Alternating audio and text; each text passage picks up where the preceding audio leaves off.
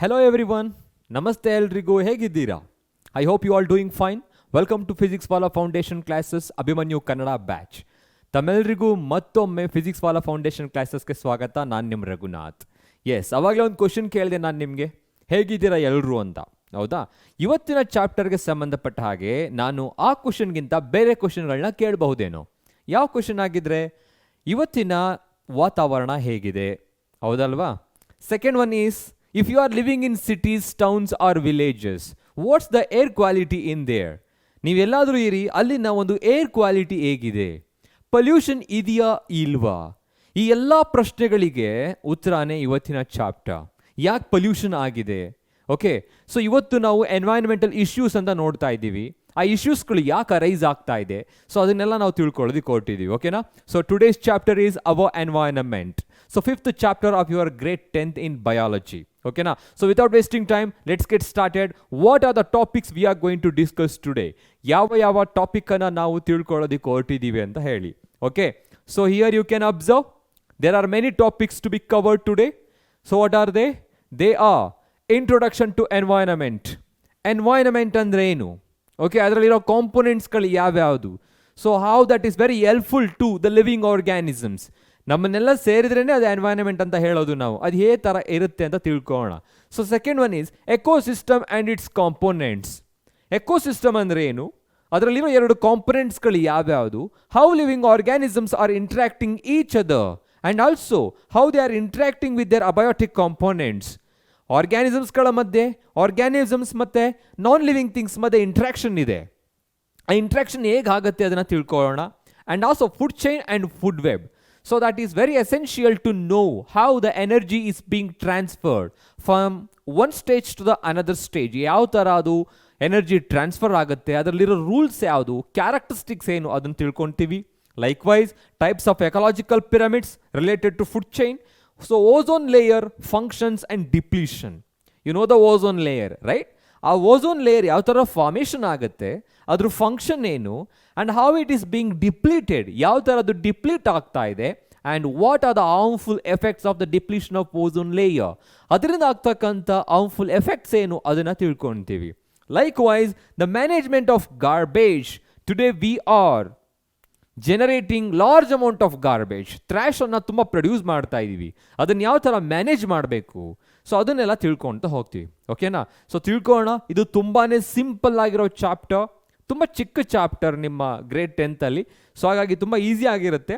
So let study one by one. The very first question is for you, what is environment? Environment ಅಂತ ಹೇಳಿದ್ರೇನು? ಪರಿಸರ ಅಂತ ಹೇಳಿದ್ರೇನು? So ಪ್ರತಿಯೊಬ್ಬರಿಗೂ ಗೊತ್ತಿರುತ್ತೆ. ಅಂದರೆ ನೀವು ಗ್ರೇಡ್ ಸೆಕೆಂಡಲ್ಲಿದ್ದಾಗ, ಥರ್ಡಲ್ಲಿದ್ದಾಗ ಅಥವಾ ಫಿಫ್ತ್ ಸಿಕ್ಸ್ತಲ್ಲಿದ್ದಾಗ ಯಾರಾದರೂ ನಿಮಗೆ ಎನ್ವೈರನ್ಮೆಂಟ್ ಅಂತ ಹೇಳಿದ್ರೆ ಏನು ಅಂತ ಕೇಳಿದ್ರೆ ಎಲ್ಲರೂ ಕೂಡ ಒಂದೇ ಒಂದು ಉತ್ತರ, ಎನಿಥಿಂಗ್ ಎವ್ರಿಥಿಂಗ್ ಅರೌಂಡ್ ಅಸ್. ನಮ್ಮ ಸುತ್ತಮುತ್ತ ಏನೇನಿದೆಯೋ ಅದನ್ನೆಲ್ಲ ನಾವು ಪರಿಸರ ಅಂತ ಹೇಳ್ತೀವಿ. ಆದರೆ when it comes to grade 10th as well as grade after grade 10, ನಾವು ಅದಕ್ಕೆ ಬೇರೆ ಥರದ ಒಂದು ಡೆಫಿನೇಷನ್ನೇ ಕೊಡ್ತೀವಿ. ಯಾವ ಥರ? So you can observe here, it's a complex of physical, chemical and biotic factors. It's a complex of what? Physical, chemical and biotic factors. Any factors. ಅಂದರೆ ಫ್ಯಾಕ್ಟರ್ಸ್ಗಳಲ್ಲಿ 3 ಥರ ಇದೆ ಅಂತ ಹೇಳ್ತಾ ಇದ್ದೀವಿ ಇವಾಗ. ಯಾವ್ಯಾವುದು? ಫಿಸಿಕಲ್ ಇದೆ, ಕೆಮಿಕಲ್ ಇದೆ ಆ್ಯಂಡ್ ಬಯೋಟಿಕ್ ಫ್ಯಾಕ್ಟರ್ಸ್ ಇದೆ. That can act upon ecological community. Any community ಅಂದರೆ ಒಂದು ಸಮೂಹ ಅಂತ ಹೇಳ್ತೀವಿ. ಆ ಸಮೂಹದ ಮೇಲೆ ಈ 3 ಫ್ಯಾಕ್ಟರ್ಗಳು ಏನಾಗುತ್ತೆ? ಆ್ಯಕ್ಟ್ ಮಾಡುತ್ತೆ. ಯಾಕೆ ಆ್ಯಕ್ಟ್ ಮಾಡ್ತಾ ಇದೆ? Because to determine its form and survival. ನಾವೆಲ್ಲ ಬದುಕಿದ್ದೀವಿ ಅಂತ ಹೇಳೋದಕ್ಕೆ ಕಾರಣನೇ ಆ ಫ್ಯಾಕ್ಟರ್ಸ್ಗಳು. ಆ ಫ್ಯಾಕ್ಟರ್ಸ್ಗಳು ಯಾವ್ಯಾವುದು? Whether they are physical or chemical or the biotic factors. ನೀವು ಕೇಳಿರ್ತೀರಾ ಪಂಚಭೂತಗಳು ಅಂತ ಹೇಳಿಬಿಟ್ಟು. ಹೌದಾ? ಸುಂದರವಾಗಿದೆ, ಅಂದರೆ ಆ ಕಾನ್ಸೆಪ್ಟ್ ಸುಂದರವಾಗಿದೆ. ಹಿಂದೆನೇ ತುಂಬಾ ಹಳೇ ಕಾಲದಲ್ಲಿ ಅದನ್ನೆಲ್ಲ ಬರೆದಿಟ್ಟಿದ್ದಾರೆ. ಪಂಚಭೂತಗಳು ಏನೇನಿರುತ್ತೆ, ಅದು ಯಾವ ಥರ ಲಿವಿಂಗ್ ಆರ್ಗ್ಯಾನಿಸಮ್ಸ್ಗಳು ಫಾರ್ಮೇಷನ್ ಆಗಲಿಕ್ಕೆ ನಾವು ಇರೋದಕ್ಕೆ ಸಹಾಯ ಮಾಡುತ್ತೆ ಅಂತ ಹೇಳಿಬಿಟ್ಟು. ಸೊ ಹಾಗಿದ್ರೆ ಎನ್ವೈರನ್ಮೆಂಟ್ ಅಂತ ಹೇಳಿದ್ರೇನು? It's a complex of physical, chemical and biological factors that can act upon ecological community and determine their form as well as their survival. ನಿಮ್ಗೇನಾದರೂ ಇದು ಸ್ವಲ್ಪ ಕಷ್ಟ ಆಗ್ತಿದೆ ಡಿಫೈನ್ ಮಾಡೋದಕ್ಕೆ ಅಂತ ಅನಿಸಿದ್ರೆ, as I told you, you know that is nothing but anything or everything. Anything ಯಾವುದಾದ್ರೂ ಆಗಿರಲಿ, ಎವ್ರಿಥಿಂಗ್ ಎಲ್ಲವೂ ಕೂಡ, okay, everything around us is called environment. ಪರಿಸರ ಅಂತ ಹೇಳಿದ್ರೆ ನಮ್ಮ ಸುತ್ತಮುತ್ತ ಏನೆಲ್ಲ ಇದೆಯೋ ಅದನ್ನೆಲ್ಲ ಪರಿಸರ ಅಂತ ಹೇಳ್ತೀವಿ. So whether they are physical, whether they are chemical or they are biotic, living ಆರ್ಗ್ಯಾನಿಸಮ್ಸ್ಗಳಾಗಿರಲಿ, ನಾನ್ ಲಿವಿಂಗ್ ಆರ್ಗ್ಯಾನಿಸಮ್ಸ್ಗಳಾಗಿರಲಿ, ಸೊ ಎಲ್ಲವೂ ಕೂಡ ಏನಾಗಿರುತ್ತೆ, ಎನ್ವೈರನ್ಮೆಂಟ್ ಆಗಿರುತ್ತೆ. ಆದರೆ ಕೆಲವು ವರ್ಡ್ಸ್ಗಳನ್ನ ನಾವು ಇವತ್ತು ತುಂಬಾ ಕೇಳ್ತಾ ಇದ್ದೀವಿ. ಯಾವ ವರ್ಡ್ಸ್ಗಳದು? Have you heard about environmental issues ಅಂತ ಕೇಳಿರ್ತೀರಾ. ಓಕೆ, ಸೊ ಜೊತೆಗೆ ಇಲ್ಲಿ ವರ್ಡೇ ಇದೆ, ಇಶ್ಯೂಸ್ ಅಂತ ಹೇಳಿದ್ರೆ ಏನೋ ಪ್ರಾಬ್ಲಮ್ಯಾಟಿಕ್ ಇದೆ ಅಂತ ಹೇಳಿಬಿಟ್ಟು, ಹೌದಾ? ಅದ್ರ ಜೊತೆಗೆ ಪಲ್ಯೂಷನ್ ಅಂತ ಕೇಳಿರ್ತೀರಾ.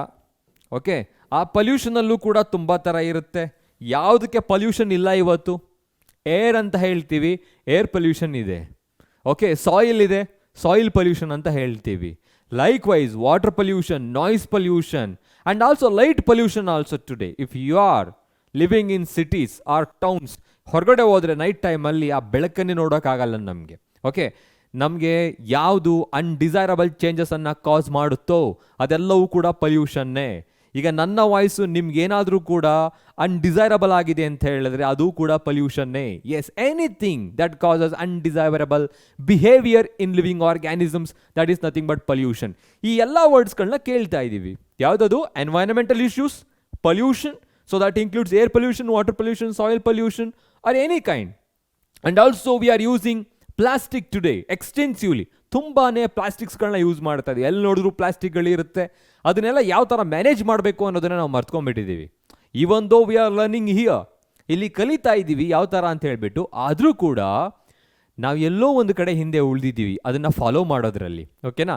ಸೊ ಅದ್ರ ಬಗ್ಗೆ ತಿಳ್ಕೊತೀವಿ. And also extensive use of many electric gadgets including the refrigerators or ACs.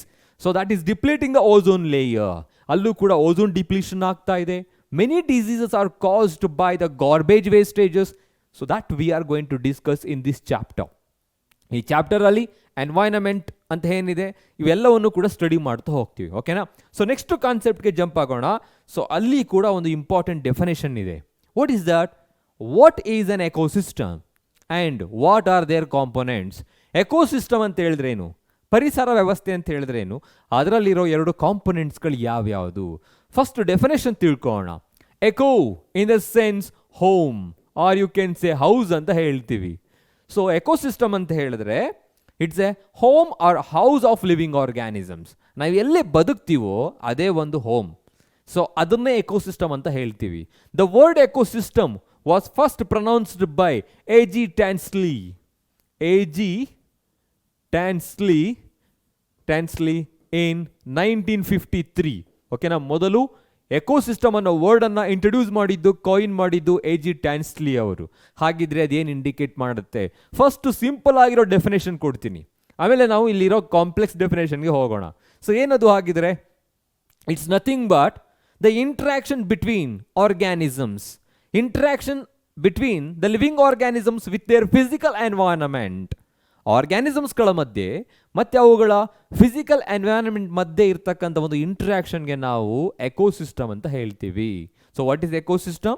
Ecosystem is nothing but the interaction of living organisms with their physical environment. ಜೀವಿಗಳು ಅವುಗಳ ಸುತ್ತಮುತ್ತ ಇರ್ತಕ್ಕಂಥ ಫಿಸಿಕಲ್ ಎನ್ವೈರನ್ಮೆಂಟ್ ಜೊತೆಗೆ ಇರ್ತಕ್ಕಂಥ ಒಂದು ಇಂಟ್ರಾಕ್ಷನ್ಗೆ ನಾವೇನು ಹೇಳ್ತೀವಿ? That we are calling it as ecosystem. ಇಲ್ಲಿ ನೋಡಿದ್ರೆ ಗೊತ್ತಾಗುತ್ತೆ. Ecosystem is the basic functional ecological unit. ಇದನ್ನು ನಾವು ಸಿಂಪಲ್ ಆಗಿ ಎಕಲಾಜಿಕಲ್ ಯೂನಿಟ್ ಅಂತ ಹೇಳ್ತೀವಿ. Where all living organisms interact among themselves. All living organisms interact among themselves with their surrounding physical environment. ಇಲ್ಲಿ ಎರಡು ಕಾನ್ಸೆಪ್ಟ್ ಇದೆ. Interaction, interdependence between two living organisms. Example, I am just taking one example here: plants and animals. Another example I am taking: organisms and physical environment. Okay, so what's that physical environment here? that physical environment in the sense abiotic components which do not have life, ಅವುಗಳಿಗೆ ಜೀವ ಇಲ್ಲ, ಭೌತಿಕ ಅಂತ ಹೇಳ್ತಾ ಹೋಗ್ತೀವಿ. ಹಾಗಿದ್ರೆ ಆ physical ಎನ್ವೈರನ್ಮೆಂಟಲ್ಲಿ ಏನೇನಿರುತ್ತೆ ಅಂತ ನಿಮಗೆ ಗೊತ್ತಿದೆಯಾ? So those are called abiotic components.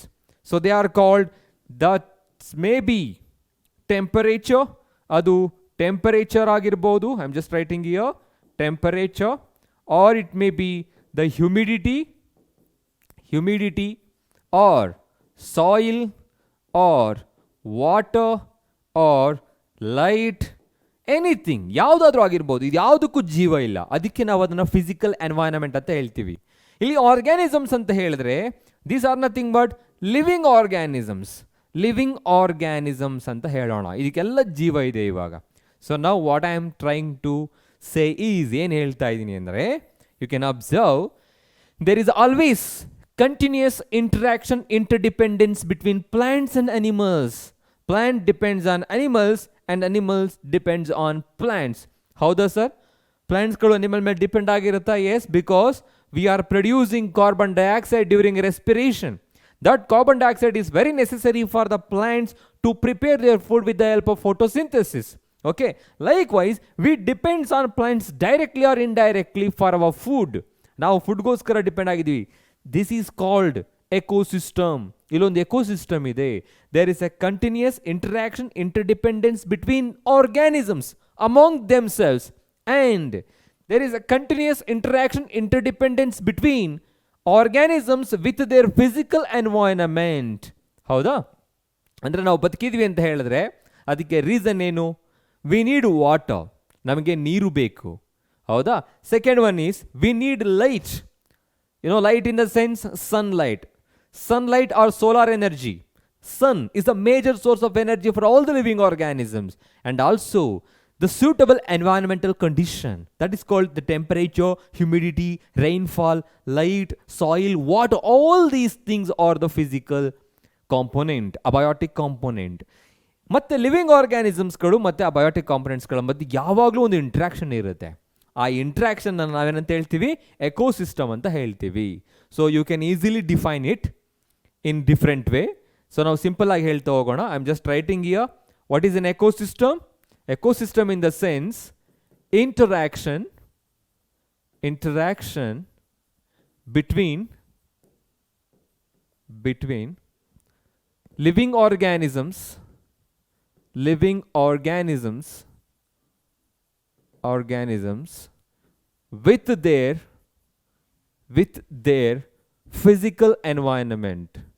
with their physical environment, okay. So what's that? That is nothing but ecosystem. As I said, that will be occur in between plants and animals, amongst living organisms. ಅವುಗಳು living organisms ಮಧ್ಯೆನೂ ಇರಬಹುದು, and also that is in between organisms with their physical environment. Okay, so there are two major components in the ecosystem. Ecosystem ಅಲ್ಲಿ ಎರಡು components ಗಳಿರುತ್ತೆ. So you know what are those two components? Ecosystem ಅಲ್ಲಿ ಇರತಕ್ಕಂತ components ಗಳು ಯಾವ್ಯಾವುದು? Yes, they are called, one is biotic component, okay, and the second one is abiotic components. As the name indicates, biotic in the sense the things which have life, ಅವುಗಳಿಗೆ ಜೀವ ಇರುತ್ತೆ. ಜೀವ ಇರ್ತಕ್ಕಂಥ ಕಾಂಪೊನೆಂಟ್ಸ್ಗಳು ಯಾವುದಾಗಿರ್ಬೋದು? All living organisms, you can say all living organisms. That includes unicellular amoeba, or you can say prokaryote bacteria, and also the multicellular human beings, including all animals, plants as well. Abiotic factors ke bandaga, as I said, they do not have life. ಅವುಗಳಿಗೆ ಜೀವ ಇಲ್ಲ. ಹಾಗಿದ್ರೆ abiotic ಫ್ಯಾಕ್ಟರ್ಸ್ಗಳು, components ಯಾವ್ಯಾವುದು? I have already given the example, ಕೆಲವು ಎಕ್ಸಾಂಪಲ್ನ ಕೊಟ್ಟೆ. So ಅದರಲ್ಲಿ ನೀವು ಹೇಳ್ತಾ ಹೋಗ್ಬೋದು. So that is nothing but the temperature. I am just writing again. Temperature, light, water, air or wind, you can say, In your textbook, they have given us a rainfall, okay, soil. Okay, these are all the abiotic factors. Okay, let me explain it once again. Ecosystem is nothing but the interaction, the continuous interaction, interdependence between the organisms and the physical environment. ಅವುಗಳ ಮಧ್ಯೆ ಇರ್ತಕ್ಕಂಥ ಇಂಟ್ರಾಕ್ಷನ್ಗೆ ecosystem ಅಂತ ಹೇಳ್ತೀವಿ. There are two components in ecosystem. So one is biotic component, second one is abiotic component. Biotic component in the sense they have life, ಅವುಗಳಿಗೆ ಜೀವ ಇರುತ್ತೆ. All living organisms comes under biotic components, including unicellular amoeba and multicellular human beings and other animals, and also plant as well. Abiotic components ke bandaga, they do not have life. These are all the examples for it. Now we need to talk about different types of ecosystem. Ecosystem galali type irutta agidre ಆ types ಗಳು ಯಾವ್ಯಾವುದು ಅಂತ ತಿಳ್ಕೊಳ್ಳೋಣ. Okay, so let me talk about the different types of ecosystem here. Okay, so that is nothing but ecosystem. There are two components. So the one is, sorry, that is not component, the types of ecosystem. We are talking about the types of ecosystem. So the one is natural ecosystem, and second one is artificial ecosystem. Okay, as the name indicates, natural ecosystem anta helidre it's already exists in the nature. ಅದು ನೇಚರಲ್ಲೇ ಇದೆ. Artificial ecosystem is also called man made ecosystem. ಹಾಗಿದ್ರೆ ಆ natural ecosystem ಯಾವುದು, man made ecosystem ಯಾವುದು? ನಿಮ್ಮ text ಬುಕ್ಕಿನಲ್ಲಿ ಕೆಲವು ಎಕ್ಸಾಂಪಲ್ಸ್ಗಳನ್ನ ಕೊಟ್ಟಿದ್ದಾರೆ. So they gonna ask in your examination as well. ಅದನ್ನು ಎಕ್ಸಾಮಿನೇಷನಲ್ಲೂ ಕೂಡ ಕೇಳ್ತಾರೆ. ಓಕೆ, ಅಂದರೆ ಪ್ರಕೃತಿ ದತ್ತವಾಗಿರ್ತಕ್ಕಂಥ ಕೆಲವು ಎಕೋಸಿಸ್ಟಮ್, ಇನ್ನು ಕೆಲವು ಆರ್ಟಿಫಿಷಿಯಲ್ ಆಗಿರೋದು. ಸೊ ಇದರಲ್ಲಿ ನೋಡ್ತಾ ಹೋಗೋಣ ಯಾವ್ಯಾವ್ದಿದೆ ಅಂತ ಹೇಳ್ಬಿಟ್ಟು. Natural ecosystem are of two types. Okay, mainly are of two types. One is terrestrial ecosystem and second one is aquatic ecosystem ಅಂತ ಹೇಳ್ತೀವಿ. Aquatic ecosystem. Likewise when it comes to terrestrial ecosystem, as the name indicates, terrestrial ಅಂತ ಹೇಳಿದ್ರೆ earth, land R soil ಅಂತ, ಭೂ ಪರಿಸರ ವ್ಯವಸ್ಥೆ, ಇದು ಮಣ್ಣಿಗೆ ಸಂಬಂಧಪಟ್ಟಿರೋದು. ಸೊ ಅದರಲ್ಲೂ ತುಂಬ ಬರ್ತಾ ಹೋಗುತ್ತೆ. Forest ecosystem, desert ecosystem, rain ecosystem ಅಂತ ಹೇಳಿಬಿಟ್ಟು you can give all those things here. And aquatic ಎಕೋಸಿಸ್ಟಮ್ಗೆ ಬಂದಾಗ ಪಾಂಡ್ ಎಕೋಸಿಸ್ಟಮ್ ಅಂತ ಕೇಳಿರ್ತೀರಾ. So likewise the ocean ecosystem ಅಂತ ಕೇಳಿರ್ತೀರಾ. So there are different. Estuarine, marine ecosystem, so ಅಂದರೆ ಉಪ್ಪು ನೀರಿನ ಪರಿಸರ ವ್ಯವಸ್ಥೆ, like a freshwater ecosystem that you already studied maybe, or you are going to study in your higher classes. ಇದನ್ನು ನಿಮ್ಮ text ಬುಕ್ಕಿನಲ್ಲಿ ಕೊಟ್ಟಿಲ್ಲ, ಆದರೂ ಕೂಡ ತಿಳ್ಕೊಬೇಕಾಗುತ್ತೆ. ಓಕೆ, ಸೊ ಎಕೋಸಿಸ್ಟಮ್ ಟೈಪ್ಸ್ ಎಲ್ಲ ಏನಿದೆ, natural ecosystem and artificial ecosystem. Natural ecosystem that exist in the nature, ಅದು already ಇದೆ. Terrestrial ecosystem and aquatic ecosystem, ಇದರಲ್ಲಿ ತುಂಬಾ ಇರುತ್ತೆ ಅಂತ ಹೇಳಿದ್ರೆ ನಾವು ಎಕ್ಸಾಂಪಲ್ ತೊಗೊಬೋದು. As I said, desert ecosystem, grassland ecosystem, likewise forest ecosystem. ಇಲ್ಲಿಗೆ ಬಂದಾಗ ಅಕ್ವಾಟಿಕ್ ಎಕೋಸಿಸ್ಟಮ್ಗೆ ಬಂದಾಗ ಫ್ರೆಶ್ ವಾಟರ್ ಎಕೋಸಿಸ್ಟಮ್, ಸಿಹಿ ನೀರಿನ ಪರಿಸರ ವ್ಯವಸ್ಥೆ ಅಂತ ಹೇಳ್ತೀವಿ. Likewise marine water ecosystem. Estuaries ಅಂತ ಕೇಳಿರ್ತೀರಾ. Means so where the rivers join the ocean, ಎಲ್ಲಿ ನೀರು, ನದಿ ಸಮುದ್ರವನ್ನು ಸೇರುತ್ತೋ ಅದನ್ನು ಎಸ್ಚುರೀಸ್ ಅಂತ ಹೇಳ್ತಾ ಹೋಗ್ತೀವಿ. ಡೆಲ್ಟಾ ರೀಸನ್, ಸೊ ಅದು ಕೂಡ ಒಂದು ವ್ಯವಸ್ಥೆ ಆಗಿರುತ್ತೆ. ಸೊ ಹಾಗಾಗಿ ಇಲ್ಲಿ ಫ್ರೆಶ್ ವಾಟರ್ ಮತ್ತು ಮರೈನ್ ವಾಟರ್ ಎಕೋಸಿಸ್ಟಮ್ ಅಂತ ಹೇಳೋಣ. ಇಲ್ಲಿಗೆ ಬಂದಾಗ artificial or man made ecosystem, ನಾವು ಕೂಡ ಇವತ್ತು ಎಕೋಸಿಸ್ಟಮನ್ನು ಕ್ರಿಯೇಟ್ ಮಾಡ್ತಾ ಇದ್ದೀವಿ. ಅದು ಬೇಕು ಅಂತ ಆಗಿರ್ಬೋದು, ಇಲ್ಲ ಅಂತೇಳಿದ್ರೆ ನಮ್ಮ ಜೊತೆಗೇನೆ ಅದು ಕ್ರಿಯೇಟ್ ಆಗಿರ್ಬೋದು. ಯಾವ್ಯಾವ್ದಿರ್ಬೋದು? Yes, have you heard about botanical garden? Okay, ನೀವು ಕೇಳಿರ್ತೀರಾ ಅಲ್ವಾ ಇದನ್ನು, ಬೊಟಾನಿಕಲ್ ಗಾರ್ಡನ್ ಅಂತ ಕೇಳಿರ್ತೀರಾ. ಅಂದರೆ ನೀವು ಬ್ಯಾಂಗ್ಳೂರಲ್ಲಿ ಇರ್ಬೋದು ಅಥವಾ ಲಕ್ನೋ ಅಲ್ಲಿರ್ಬೋದು, ದೊಡ್ಡ ದೊಡ್ಡ ಬೊಟಾನಿಕಲ್ ಗಾರ್ಡನ್ ಇದೆ. ಓಕೆ, ಅಲ್ಲಿಗೆಲ್ಲ ಹೋದರೆ ಅಲ್ಲಿ ಏನಿರುತ್ತೆ, ಮೈಸೂರಲ್ಲೂ ಕೂಡ ಇದೆ, ಅಲ್ಲೆಲ್ಲ ಹೋದರೆ ನಿಮಗೆ ಗೊತ್ತಿರುತ್ತೆ. So there we are just growing different types of plants.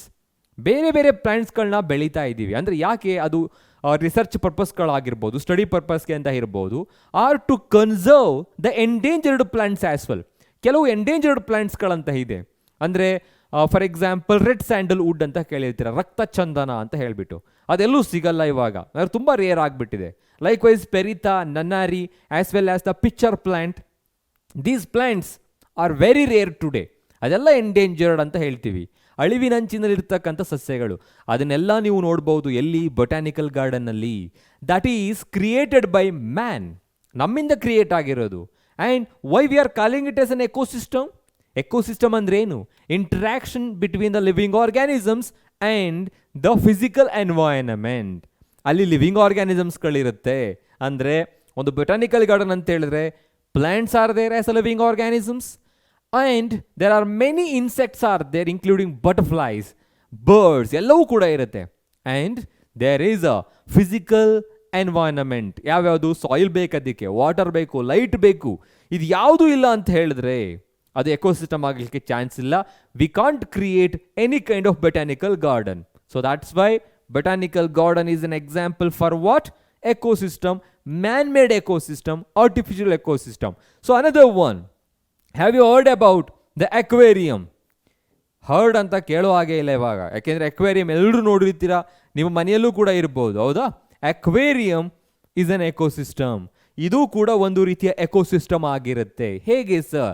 ಅದನ್ನು ನೆಕ್ಸ್ಟ್ ಸ್ಲೈಡಲ್ಲಿ ತಿಳ್ಕೊಳ್ಳೋಣ. Okay, next crop field or crop land ಅಂತ ಕೇಳಿರ್ಬೋದು ನೀವು. Okay, I am just writing crop field ಅಂತ ಬರೀತಾ ಹೋಗ್ತೀನಿ, ಆರ್ ಕ್ರಾಪ್ ಲ್ಯಾಂಡ್ ಅಂತ ತಿಳ್ಕೊಳ್ಳಿ. Agricultural land.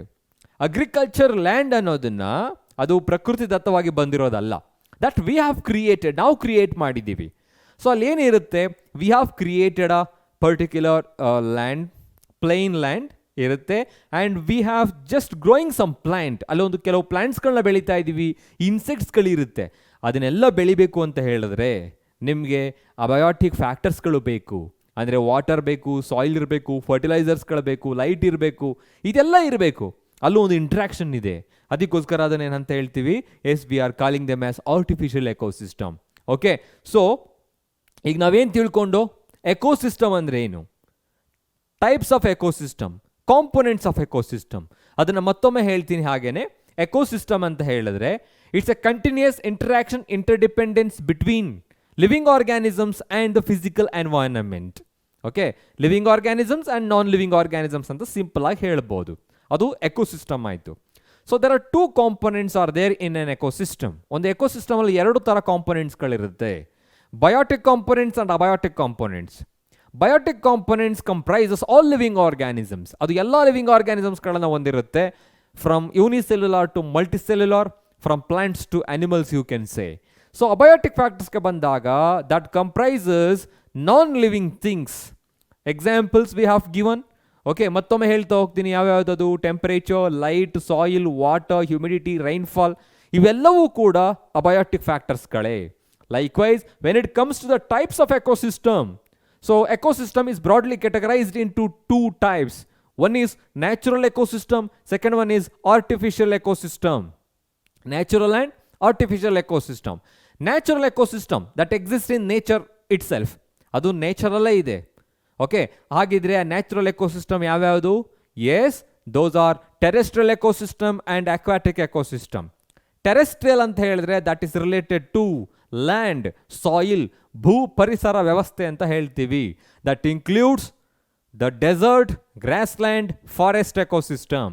When it comes to aquatic ecosystem, that includes freshwater ecosystem and also marine water ecosystem. ಅದರಲ್ಲೂ ಕೂಡ ಎಕ್ಸಾಂಪಲ್ ಕೊಡ್ಬೋದು ನೀವು, ರಿವರ್, ಪಾಂಡ್, ಲೇಕ್, ಓಷಿಯನ್ ಅಂತೆಲ್ಲ ಹೇಳ್ಬಿಟ್ಟು. ಸೊ ಅಲ್ಲಿಗೆ ಬರುತ್ತೆ. ಆರ್ಟಿಫಿಷಿಯಲ್ ಎಕೋಸಿಸ್ಟಮ್, ಇದನ್ನೇ ಕಾಮನ್ ಆಗಿ 2 ಮಾರ್ಕ್ಸ್ ಕೇಳ್ತಾರೆ, artificial ecosystem. So what is artificial ecosystem? Ecosystem which is created by man. Okay, by chance ಅಲ್ಲ, ಬೈ ಚಾಯ್ಸ್ ನಾವು ಅದನ್ನು ಕ್ರಿಯೇಟ್ ಮಾಡಿದ್ದೀವಿ. ಎಕ್ಸಾಂಪಲ್ ಯಾವ್ಯಾವ್ದು ಇರ್ಬೋದು? Yes, a botanical garden is an example for artificial ecosystem. An aquarium, so aquarium ಕೂಡ ಅಂದರೆ ಎಲ್ಲಿ ನಾವು ಮೀನನ್ನು ರಿಯಾರ್ ಮಾಡ್ತಾ ಹೋಗ್ತೀವೋ, ಸೊ ಅದು ಕೂಡ. Next crop field or agricultural field ಅಂತ ಏನಿರುತ್ತೆ, ಅದು ಕೂಡ ಆರ್ಟಿಫಿಷಿಯಲ್ ಎಕೋಸಿಸ್ಟಮ್ ಆಗಿರುತ್ತೆ. Now as I said, so aquarium ಅಥವಾ ಪಾಂಡ್ ಏನಿದೆ, ನೀವು ಅದನ್ನು ಎಕೋಸಿಸ್ಟಮ್ ಅಂತ ಯಾಕೆ ಕರಿತೀರಾ? Okay, can you give an example or explain the illustration? Why are you calling the aquarium as an ecosystem? ಏನಿರ್ಬೋದು ತಿಳ್ಕೊಳ್ಳೋಣ. Aquarium as an ecosystem. ಸಾಮಾನ್ಯವಾಗಿ ಇದನ್ನು ಕ್ವಶನ್ ಕೇಳ್ತಾರೆ, what is an ecosystem? Okay, why the aquarium is an ecosystem, explain with illustration ಅಂತ ಹೇಳಿಬಿಟ್ಟು. So ನೋಡೋಣ, ಇಲ್ಲೊಂದು aquarium ಇದೆ. I am calling it is are an ecosystem. ಇದನ್ನು ಆರ್ಟಿಫಿಷಿಯಲ್ ಎಕೋಸಿಸ್ಟಮ್ ಅಂತ ಹೇಳ್ತಾ ಇದ್ದೀವಿ. ಆರ್ಟಿಫಿಷಿಯಲ್ ಎಕೋ ಸಿಸ್ಟಮ್ ಅಂತ ಹೇಳ್ತಾ ಇದ್ದೀವಿ. ಯಾಕೆ ಆರ್ಟಿಫಿಷಿಯಲ್ ಅಂದರೆ ಏನು? ಇದು ನ್ಯಾಚುರಲಿ ಅವೈಲಬಲ್ ಇರೋದಲ್ಲ. ಇಟ್ಸ್ ಕ್ರಿಯೇಟೆಡ್ ಬೈ ಮ್ಯಾನ್, ನಮ್ಮಿಂದ ಕ್ರಿಯೇಟ್ ಆಗಿರೋದು. ಬಟ್ ಹೇಗೆ? ಅಲ್ಲಿ ಏನಿದೆ? ಯಾಕೆ ನೀವು ಅದನ್ನು ಎಕೋಸಿಸ್ಟಮ್ ಅಂತ ಹೇಳ್ತೀರಾ? See, an aquarium contains 2 factors. 2 ಥರ ಕಾಂಪೊನೆಂಟ್ಸ್ಗಳಿರುತ್ತೆ ಅದರಲ್ಲಿ. ಏನೇನು ಕಾಂಪೊನೆಂಟ್ಸ್ಗಳಿರುತ್ತೆ? ಸೊ ಎಲ್ಲ ಅಕ್ವೇರಿಯಮಲ್ಲೂ ನೀವು ನೋಡಿರ್ತೀರಾ. ಓಕೆ, ಸೊ ಅಕ್ವೇರಿಯಂ ಅಂತ ಹೇಳಿದ್ರೆ ಫಿಶ್ ಇರಬೇಕು, ಹೌದಾ? ಫಿಶ್ ಇದ್ರೇ ಅದು ಅಕ್ವೇರಿಯಂ ಆಗಿರುತ್ತೆ.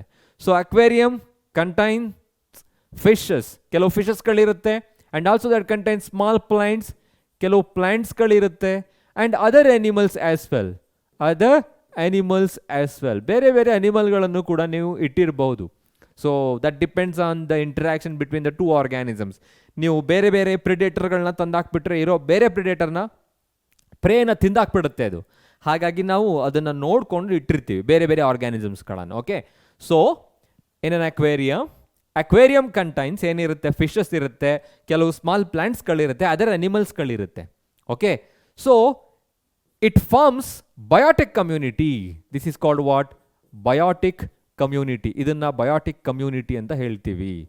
Like wise you can see many abiotic factors in an aquarium.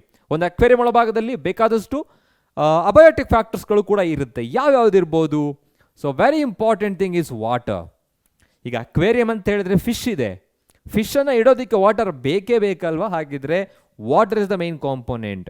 And second one, are you keeping this aquarium inside the cupboard or in the dark room?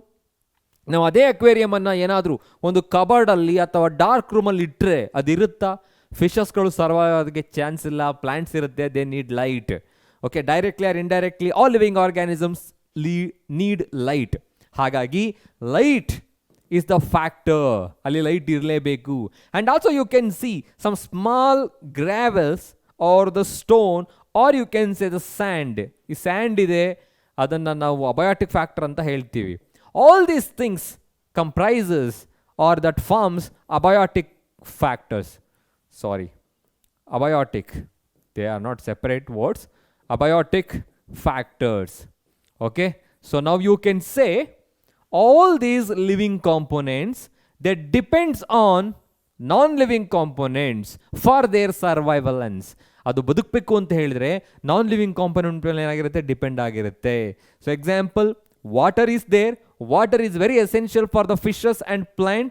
So because to provide the dissolved oxygen, light is there, that is very essential directly or indirectly for the plants and animals. That's a source of energy. Sand is also there. So to grow the plant ಅನ್ನು ನಾವು ಅಲ್ಲಿ ಬೆಳೆಯೋದಕ್ಕೆ ಏನಾಗುತ್ತೆ? And ಕೂಡ very important ಆಗುತ್ತೆ. ಹಾಗಾಗಿ we can say the aquarium is an ecosystem. When it comes to a pond, ಈಗ ಯಾವುದೋ ಒಂದು ಪಾಂಡ್ ಇರುತ್ತೆ ಅಂತ ತಿಳ್ಕೊಳ್ಳೋಣ. Pond is an ecosystem. ಯಾವುದೋ ಒಂದು ಕೊಳ ಇದೆ ಅಥವಾ ಪಾಂಡ್ ಅಂತ ಹೇಳಿದ್ರೆ ಗೊತ್ತಾಗುತ್ತೆ ನಿಮಗೆ. Okay, there you can observe water is there, some fishes are there. ಅಂದರೆ ಕೆಲವು ಫಿಶಸ್ಗಳಿರುತ್ತೆ ಅದರಲ್ಲಿ. Okay, how I am writing like this. Okay, ಕೆಲವು ಫಿಶಸ್ಗಳಿರುತ್ತೆ, ಅದರ ಜೊತೆಗೆ ಏನಿರುತ್ತೆ? ಕೆಲವು ಪ್ಲ್ಯಾಂಟ್ಸ್ ಇರುತ್ತೆ.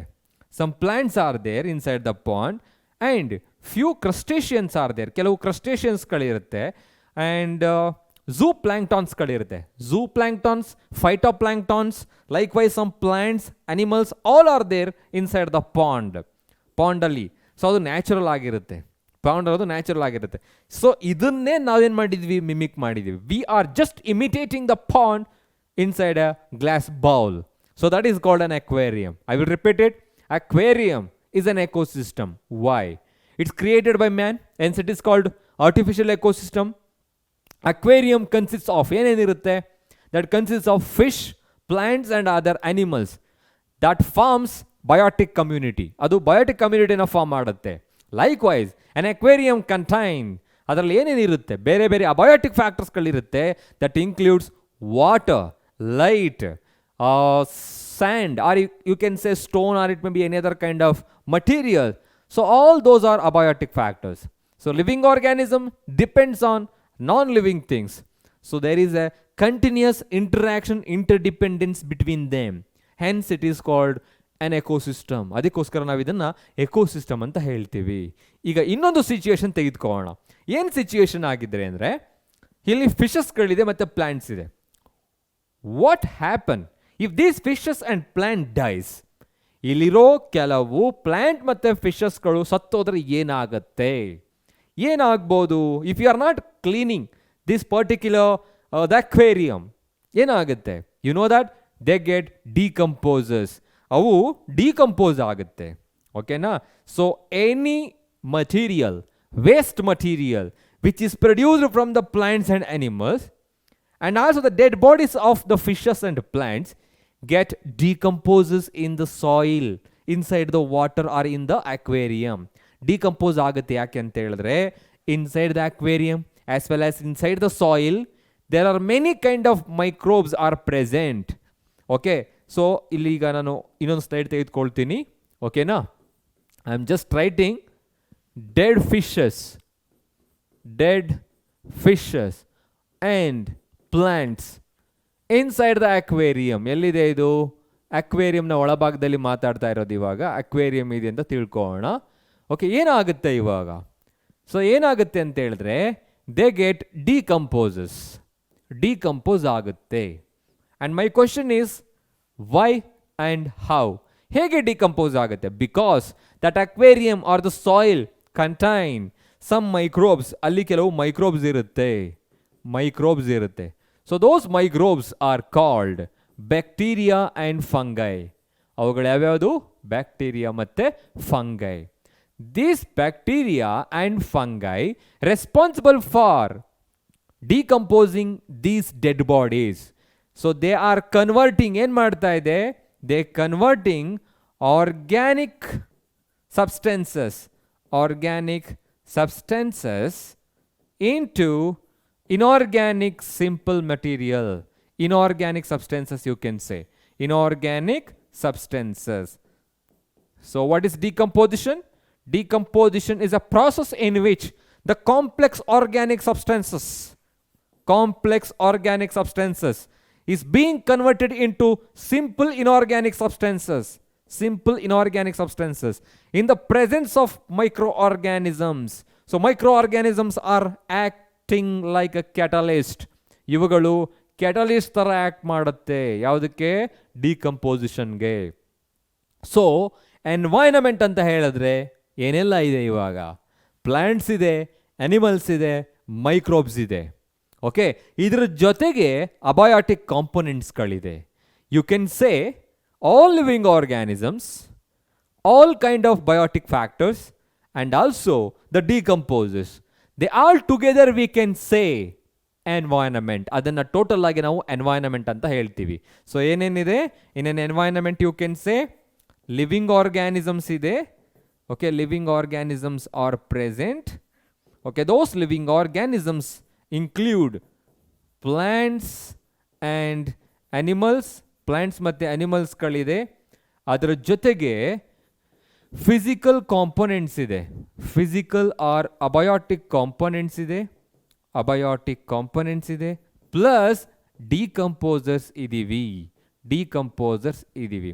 Okay, and you can say plants are also there, producers, animals are also there, which depends on plant. We can call them as herbivores. Other animals are also there, which depends on herbivores. They are called carnivores. Okay, top carnivores also comes there. ಅಲ್ಲಿ producers ಅಂತ plant ಇರ್ತಾರೆ, next herbivores, next carnivores, ಈ ಥರ ಎಲ್ಲ ತಿಳ್ಕೊಳ್ತಾ ಹೋಗ್ತೀವಿ. So ಅದನ್ನು next ಲೆವೆಲಲ್ಲಿ ತಿಳ್ಕೊಳ್ಳೋಣ. ಈಗ ಅರ್ಥ ಆಗಿದೆಯಾ ಎಕೋಸಿಸ್ಟಮ್ ಅಂದ್ರೇನು, ಆರ್ಟಿಫಿಷಿಯಲ್ ಎಕೋಸಿಸ್ಟಮ್ ಅಂದ್ರೇನು, ಅಕ್ವೇರಿಯಮನ್ನು ನಾವು ಯಾಕೆ ಎಕೋಸಿಸ್ಟಮ್ ಅಂತ ಹೇಳ್ತೀವಿ, ಡಿಕಂಪೋಸರ್ಸ್ ಅಂದ್ರೇನು? The main question they gonna ask about decomposers. ಇದನ್ನ 1 ಮಾರ್ಕ್ ಅಥವಾ 2 ಮಾರ್ಕ್ಸ್ ಕೇಳ್ತಾರೆ. What is the role of decomposers in an ecosystem? Decomposers are very helpful to convert the complex organic substances into simple inorganic substances. So they are converting the dead and decaying organic material. They are decomposing them. So by that way, they are cleaning the environment. So ನಮ್ಮ ಪ್ರಕೃತಿ ಅಂತ ಏನಿದೆ ಅದನ್ನು clean ಮಾಡ್ತಾ ಇರೋದು ಯಾರು? ಡಿಕಂಪೋಸರ್ಸ್ಗಳು. ಓಕೆನಾ? So just imagine the world without decomposers ಇಲ್ಲದೆ, ಕೊಳೆ ತಿನಿಗಳು ಇಲ್ಲದೆ ನಾವು ವರ್ಲ್ಡನ್ನು ಇಮ್ಯಾಜಿನ್ ಮಾಡ್ಕೊಂಡ್ರೆ ಅದು ಝೀರೋ ಅನಿಸುತ್ತೆ. Okay, now let's study about food chain ಅಂತ ಹೇಳಿದ್ರೇನು? ಡೆಫಿನೇಷನ್ ತುಂಬ ಇಂಪಾರ್ಟೆಂಟ್ ಆಗುತ್ತೆ, ಟೈಪ್ಸ್ಗಳು ತುಂಬ ಇಂಪಾರ್ಟೆಂಟ್ ಆಗಿರುತ್ತೆ, ಲೆವೆಲ್ಸ್ಗಳು ಕೂಡ. Okay, so as the name indicates, food chain ಆಹಾರ ಸರಪಳಿ ಅಂದರೆ ಏನು? ಫುಡ್ ಟ್ರಾನ್ಸ್ಫರ್ ಆಗೋದು ಯಾವ ಥರ ಆಗುತ್ತೆ? So that we are going to discuss right now. Food chain definition ತಿಳ್ಕೊಳ್ಳೋಣ. It's a process of transfer of energy from one trophic level to the next trophic level in the form of nutrients. Definition ನೋಡಿ ಹೇಗಿದೆ. It's a process of transfer of what? ಏನು transfer ಆಗ್ತಾ ಇದೆ?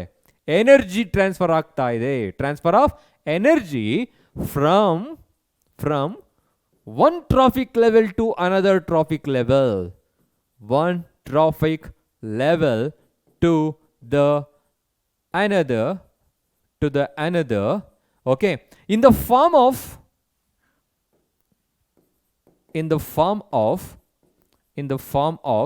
nutrients, or you can say food. In the form of nutrients or food, this is called food chain. ಇಲ್ಲಿ ಒಂದು extra word ಬಂತು, ನಿಮಗೆ ಗೊತ್ತಿಲ್ಲದೆ ಇರೋದು ಕೂಡ ಆಗಿರ್ಬೋದು. ಯಾವುದದು? ಟ್ರಾಫಿಕ್ ಲೆವೆಲ್ಸ್ ಅಂದರೆ ಏನು ಆಗಿದ್ರೆ. ಸೊ ಅದನ್ನು ನೆಕ್ಸ್ಟ್ ಸ್ಲೈಡಲ್ಲಿ ತಿಳ್ಕೊಳ್ಳೋಣ. ಓಕೆ, ಈಗ ಫುಡ್ ಚೈನ್, ಆಹಾರ ಸರಪಳಿ ಅಂತ ಹೇಳಿದ್ರೆ ಪ್ರತಿಯೊಂದು ಎಕೋಸಿಸ್ಟಮಲ್ಲೂ ಕೂಡ ಸೊ 2 ಥರ ಅಥವಾ 3 ಥರ ಏನಿರುತ್ತೆ ಫುಡ್ ಚೈನ್ಗಳಿರುತ್ತೆ. ಅದು ಯಾವುದು ಅಂತ ತಿಳ್ಕೊಳ್ಳೋಣ ಇವಾಗ. You can observe here. So this particular diagram they have given in your textbook. ನಿಮ್ಮ ಟೆಕ್ಸ್ಟ್ ಬುಕ್ಕಿನಲ್ಲಿ ಕೊಟ್ಟಿದ್ದಾರೆ. You can see the food chain in forest as well. ಇದು ಫಾರೆಸ್ಟ್ ಎಕೋಸಿಸ್ಟಮಲ್ಲಿರೋ ಫುಡ್ ಚೈನ್ ಇದು. I am just writing here. It's a food chain that you can observe in forest. ಅಲ್ಲಿ trees ಇದೆ, or you can say bushes or plants are there, herbivores are there.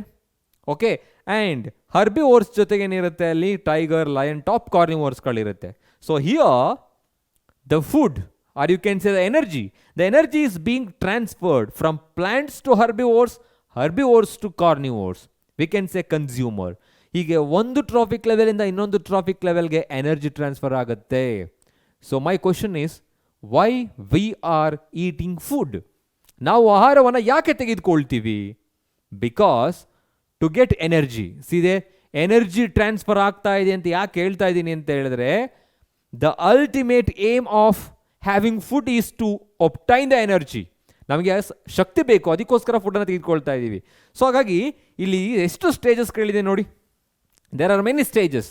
So these stages varies, these number varies from food chain to food chain, vary ಆಗ್ತಾ ಇರುತ್ತೆ. ಈ ಒಂದೊಂದು step ಏನಿದೆ, the steps are the levels where the organisms located, that is called trophic level. ಅದನ್ನು trophic level ಅಂತ ಹೇಳ್ತೀವಿ. So the process of transfer of energy from one trophic level to the another trophic level in the form of nutrients or food is called food chain. Adana food chain anta heltivi. You can see here in forest there is a food chain like this, and you can observe this is called in grassland. Nima text book inalli irodu idu. Grassland allu kuda food chain nodidira. Grass ide. Okay, grass is eaten by grasshopper, and grasshopper is eaten by frog, eaten by snake, eaten by eagle or vulture. See, the food is getting transferred, okay, in the form of energy, or you can say opposite as well. Next illiga bandaga, so this is the food chain you can see in pond. Ondu pond alli nodtakanta ondu food chain agirutte. Here some plants are there. So phytoplanktons, chikka kelavu praniಗಳಿರುತ್ತೆ which depends on plant. So crustaceans are phytoplanktons, you can say. Scorpion we have provided here, and there is a fish and there is a crane. See, the food is getting transferred. I mean, they are getting the energy from one trophic level to another trophic level. So this is called food chain. ಇದನ್ನ food chain ಅಂತ ಹೇಳ್ತೀವಿ. ಈಗ food chain difference ಏನು ಅಂದರೆ ಯಾವ್ಯಾವ ಥರ ಇರುತ್ತೆ, ಟೈಪ್ಸ್ಗಳು ಯಾವ್ದಿರುತ್ತೆ ಅಂತ ತಿಳ್ಕೊಳ್ತಾ ಹೋಗೋಣ. And the next concept is about food chain traffic level. ಅವಾಗಲೇ ಹೇಳಿದಾಗೆ ಟ್ರಾಫಿಕ್ ಲೆವೆಲ್ ಅಂತ ಒಂದು ವರ್ಡ್ ಬಂತು. ಅದೇನು ಇಂಡಿಕೇಟ್ ಮಾಡುತ್ತೆ? As I said, the word traffic level that indicates it's a step, okay, or the level ಯಾವುದಕ್ಕೆ ಹೆಲ್ಪ್ ಮಾಡ್ತಾ ಹೋಗುತ್ತೆ, ಅದು ಎಲ್ಲಿ ಇರುತ್ತೆ ಅಂತ ಹೇಳ್ಬೋಣ. First level of a food chain. ಯಾವುದೇ ಒಂದು ಫುಡ್ ಚೈನ್ನ ಆಹಾರ ಸರಪಳಿಯ ಸ್ಟೆಪ್ಗೆ ಲೆವೆಲ್ಗೆ ಏನಂತ ಹೇಳ್ತೀವಿ, ಟ್ರಾಫಿಕ್ ಲೆವೆಲ್ ಅಂತ ಹೇಳ್ತೀವಿ. ಆದರೆ ಒಂದು ಪರ್ಟಿಕ್ಯುಲರ್ ಡೆಫಿನೇಷನ್ ಬೇಕು ಅದಕ್ಕೆ. ಇದನ್ನು ಕೂಡ ಡೆಫಿನೇಷನ್ ಕನ್ಸಿಡರ್ ಮಾಡ್ಬೋದು ನೀವು. ಓಕೆ, ಇನ್ನೊಂದು ಡೆಫಿನೇಷನ್ ಬರೀತಾ ಹೋಗೋಣ. So traffic level is a position of living organism. Position of living organisms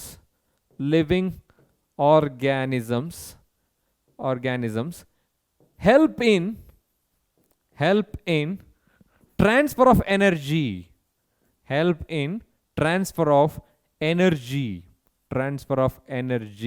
in a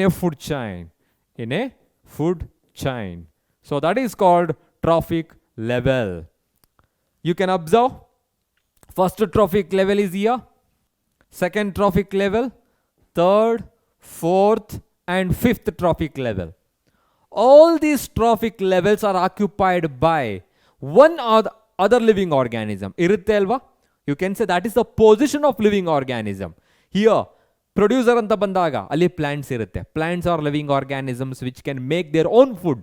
So, that's a position of living organism. Here also, primary consumer anta bandaga, which depends on plants directly, we can call them as herbivores. ಅವು ಪ್ಲಾಂಟ್ಸ್ಗಳ ಮೇಲೆ direct ಆಗಿ depend ಆಗಿರುತ್ತೆ, ಅವುಗಳಿಗೆ ನಾವು ಸಸ್ಯಾಹಾರಿಗಳು ಅಂತ ಹೇಳ್ತೀವಿ. They occupies a particular position, ಅದು ಕೂಡ ಸ್ಪೆಸಿಫಿಕ್ ಪೊಸಿಷನ್ ಅಲ್ಲಿ ಇದೆ.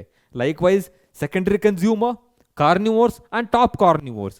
C there, it's a position of living organism which help in carrying the nutrients, help in transfer of energy in food chain. Or you can it's simple ಆಗಿ define ಮಾಡಬೇಕು ಅಂತ ಹೇಳಿದ್ರೆ, steps or levels of a food chain. ಒಂದು food ಚೈನ್ನ ಒಂದು ಸ್ಟೆಪ್ಗೆ ಅಥವಾ ಲೆವೆಲ್ಗೆ ಏನಂತ ಹೇಳ್ತೀವಿ ನಾವು, ಟ್ರಾಫಿಕ್ ಲೆವೆಲ್ ಅಂತ ಹೇಳ್ತೀವಿ. ಯಾವ್ಯಾವ ಟ್ರಾಫಿಕ್ ಲೆವೆಲಲ್ಲಿ ಯಾವ್ಯಾವ ಆರ್ಗ್ಯಾನಿಸಮ್ಸ್ಗಳಿರುತ್ತೆ, ಸೊ ಅದನ್ನು ತಿಳ್ಕೊಳ್ಳೋಣ ಇವಾಗ. I am just writing one more here. I'm just taking one example. That example is related to your textbook as well. So first, here is a grass. Okay, grass ide, and you can say grasshopper eaten by frog, eaten by snake and eagle. Okay, it's a very simple grazing food chain. ಇದು ಒಂದು simple ಆಗಿರೋ grazing food chain ಅಂತ ತೆಗೆದುಕೊಂಡಿದ್ದೀವಿ ಇವಾಗ. So ಯಾಕೆ ಈ example ತೆಗೆದುಕೊಂಡಿದ್ದೀನಿ, because to explain okay trophic levels. Grass is a producer. ಯಾಕೆ producer ಆಗಿರುತ್ತೆ, because it's a plant. In an ecosystem, in every food chain, plants are the producer.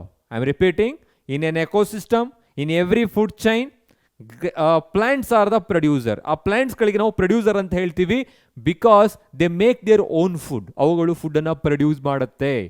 So by using a process called photosynthesis in the presence of sunlight. So they are present in first trophic level. ಅವು first trophic level ಅಲ್ಲಿ ಇರುತ್ತೆ. So plants are occupying, or producers occupying the first trophic level. Next ಇಲ್ಲಿಗೆ ಬಂದಾಗ, so these are called, you can say, herbivores. Whether they are herbivores or carnivores, okay, they depends on plants. Plant ಮೇಲೆ depend ಆಗಿರ್ತಾರೆ. So hence we can say, ಇದನ್ನ ಆಮೇಲೆ ಬರೀತಾ ಹೋಗೋಣ, hence we can say all these organisms which depends on plants directly or indirectly, or call them as consumers. ಅವುಗಳಿಗೆ consumers ಅಂತ ಹೇಳ್ತೀವಿ. Consumer ಅಂದರೆ ಗೊತ್ತಾಯ್ತಲ್ಲ ಇವಾಗ, ಯಾವುದು ಪ್ಲಾಂಟ್ಗಳ ಮೇಲೆ ಡೈರೆಕ್ಟ್ ಆಗಿ ಇಂಡೈರೆಕ್ಟ್ ಆಗಿ ಡಿಪೆಂಡ್ ಆಗಿರುತ್ತೋ ಅದು ಕನ್ಸ್ಯೂಮರ್ ಆಗಿರುತ್ತೆ, consumers. So here you can see in the second trophic level ಅಲ್ಲಿ ಏನಿದೆ, ಕನ್ಸ್ಯೂಮರ್ ಇದೆ. So which depends on plant directly, hence they are called herbivores. ಅವೆಲ್ಲವೂ ಕೂಡ ಹರ್ಬಿವೋರ್ಸ್ ಆಗಿರುತ್ತೆ. Okay, next here frog is there. Frog depends on grasshopper. Okay, Now it is located in third trophic level. Third trophic level ಅಲ್ಲಿ locate ಆಗಿದೆ. Okay, you can say it's also a consumer, but it depends on primary consumer. ಇದು first consumer ಆಗಿರುತ್ತೆ. ಯಾವುದು plant ಮೇಲೆ direct ಆಗಿ depend ಆಗಿರುತ್ತೋ ಅದು primary consumer. The primary consumers are always the herbivores in grazing food chain. Different types of food chain ಬರುತ್ತೆ, ಅದನ್ನು ಹೇಳ್ತಾ ಹೋಗೋಣ. ಇಲ್ಲಿಗೆ ಬಂದಾಗ these are also consumer which depends on the primary consumer. They are called secondary consumers. Secondary consumers. And when it comes to here, snake is located in fourth trophic level. You can say they are called tertiary consumers. Tertiary consumers.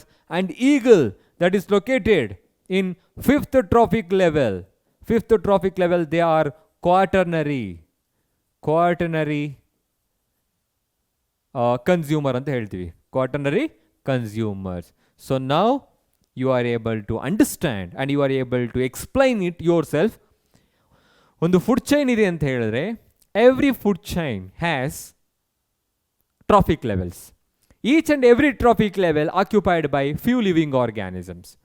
The first trophic level is always occupied by producers. Plants are the major producer in a food chain or in the ecosystem. ಯಾವಾಗಲೂ first ಪೊಸಿಷನಲ್ಲಿ ಪ್ಲಾಂಟ್ಸ್ಗಳೇ ಇರುತ್ತೆ, ಅವುಗಳಿಗೆ ನಾವು producer ಅಂತ ಹೇಳ್ತೀವಿ. Next, the organisms which is located in the second trophic level. Second trophic level ಅಲ್ಲಿರೋದು which directly depends on the plant, they are called herbivores. And the organisms which depends on plants directly or indirectly, they are called consumers. ಹಾಗಾಗಿ ಇದು primary consumer ಆಗುತ್ತೆ. ಇವೆಲ್ಲವೂ ಕೂಡ direct ಅಥವಾ indirect ಆಗಿ gross ಮೇಲೆ depend ಆಗಿರೋದ್ರಿಂದ ಇವೆಲ್ಲವೂ ಕನ್ಸ್ಯೂಮರೇ. ಸೊ ಪ್ರೈಮರಿ ಕನ್ಸ್ಯೂಮರ್ ಮೇಲೆ ಡಿಪೆಂಡ್ ಆಗೋದು secondary consumer, tertiary consumer and quaternary consumer. And remember that this is the only food chain having 5 trophic level in the food chain. ಯಾವುದೇ ಥರ food ಚೈನಲ್ಲೂ ಕೂಡ more than 3 to 4 trophic level ಇರೋದಿಲ್ಲ. ಯಾಕೆ ಅಂತ ತಿಳ್ಕೊಳ್ಳೋಣ. ಆದರೆ only food chain having 5 traffic level ಅಂತ ಕೇಳಿದಾಗ ನೀವು ಇದನ್ನೇ ಬರಿಬೇಕಾಗಿರುತ್ತೆ. ಅರ್ಥ ಆಯ್ತಾ? ಯಾವ್ಯಾವ ಟ್ರಾಫಿಕ್ ಲೆವೆಲಲ್ಲಿ ಯಾವ್ಯಾವ ಆರ್ಗ್ಯಾನಿಸಮ್ಸ್ ಇರುತ್ತೆ ಅದಕ್ಕೆ ಏನಂತ ಹೇಳ್ತೀವಿ ಅಂತ ಹೇಳಿಬಿಟ್ಟು. ಸೊ ನಾವು you all know that the living organisms are producers. Living organisms are what? Producers. ಒಂದು ಹೇಳ್ತಾ ಹೋಗ್ಬೋದು. Okay, and the second one you can say, second one ಯಾವ್ದು ಹೇಳ್ತೀರಾ? Yes, they are called consumers. They are called consumers. And I'm just gonna use,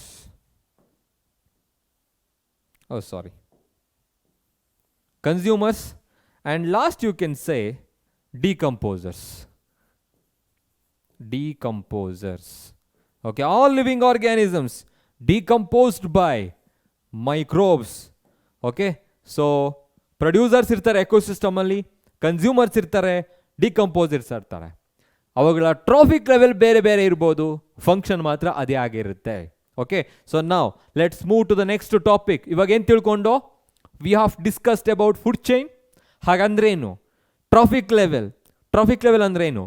And also the different organisms located in different trophic levels. ಯಾವ್ಯಾವ traffic ಲೆವೆಲಲ್ಲಿ ಯಾವ್ಯಾವ ಆರ್ಗ್ಯಾನಿಸಮ್ಸ್ಗಳು locate ಆಗಿರುತ್ತೆ, ಅದರಲ್ಲಿ producer ಯಾರು, consumer ಯಾರು, decomposer ಯಾರು? Decomposers, as we said, these are the living organisms responsible for the decomposition of organisms or organic substances. They are converting the complex organic substances into simple inorganic substances. Convert ಮಾಡುತ್ತೆ ಅಂತ. ಇದಿಷ್ಟು ಆದಮೇಲೆ ಇದಕ್ಕೆ related ಆಗಿರೋ next ತಿಳ್ಕೊಳ್ತಾ ಇದ್ದೀವಿ. Yes, that is nothing but food chain and its characteristics. What are the characteristics of food chain? Okay, ಇಲ್ಲಿ food chain ಅಂತ ಹೇಳಿದ ತಕ್ಷಣ ನಮಗೆ ಗೊತ್ತಾಗುತ್ತೆ ಇಲ್ಲಿ ಎನರ್ಜಿ ಟ್ರಾನ್ಸ್ಫರ್ ಆಗ್ತಾ ಇದೆ.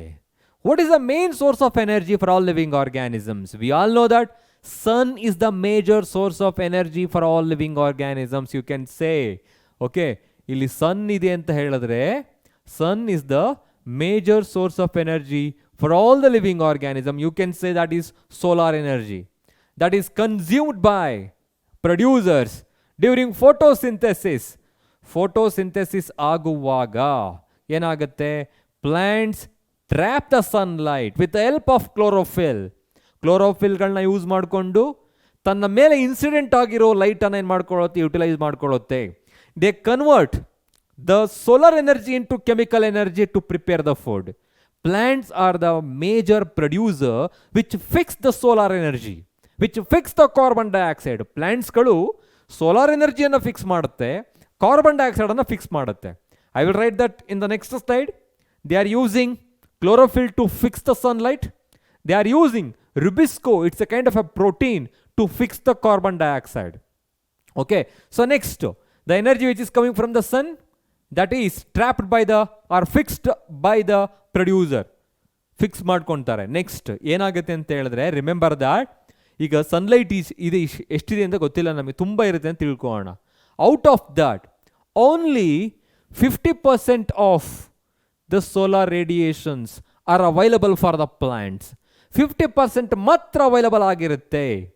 ಓಕೆ, 50% ಅಂತ ಹೇಳಿದ್ರೆ ಅದಕ್ಕೇನಂತ ಹೇಳ್ತೀವಿ, they are called PAR. 50% of the solar radiation is called PAR. That is nothing but photosynthetically active radiations. I'm just writing here photosynthetically active radiations. Active radiations ಏನದು ಪಾರ್ ಅಂತ ಹೇಳ್ತೀವಿ. ಸೊ ಇಷ್ಟೆಲ್ಲ ರೇಡಿಯೇಷನ್ಸ್ಗಳಿರುತ್ತೆ, ಅಲ್ಟ್ರಾವೈಲೆಟ್ ರೇಡಿಯೇಷನ್, ಇನ್ಫ್ರಾರೆಡ್ ರೇಡಿಯೇಷನ್ಸ್ ಅಂತೆಲ್ಲ ಕೇಳಿರ್ತೀರ.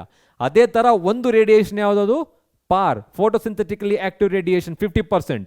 Okay, so out of 50% only 1% is being absorbed by the plant. Plant absorb ಮಾಡ್ಕೊಳ್ಳೋದು ಕೇವಲ 1% ಮಾತ್ರ. Okay, you can say 50% of the solar energy or solar radiation have photosynthetically active radiation. Out of 50, plants are just absorbing 1% of photosynthetically active radiation. 1% ಮಾತ್ರ absorb ಮಾಡ್ಕೊಳ್ಳುತ್ತೆ. So you can say how much percentage of solar energy is available for the producers? Only 1%. ಆದರೆ ನೀವು higher ಗ್ರೇಡ್ಗೆ ಹೋದಾಗ ecosystem ಅನ್ನೋ ಚಾಪ್ಟರಲ್ಲಿ class 12ಅಲ್ಲಿ ಅಲ್ಲಿ 2 to 10% ಅಂತ ಕೊಟ್ಟಿರ್ತಾರೆ. ನಿಮ್ಮ ಟೆಕ್ಸ್ಟ್ ಬುಕ್ಕಿನಲ್ಲಿ only 1% of the solar energy is trapped by the producer ಅಂತ ಕೊಟ್ಟಿದ್ದಾರೆ. ಅದನ್ನು ಮಾತ್ರ ನೆನ್ಪಿಟ್ಕೊಳ್ಳಿ. ಎಷ್ಟು ಪರ್ಸೆಂಟೇಜು?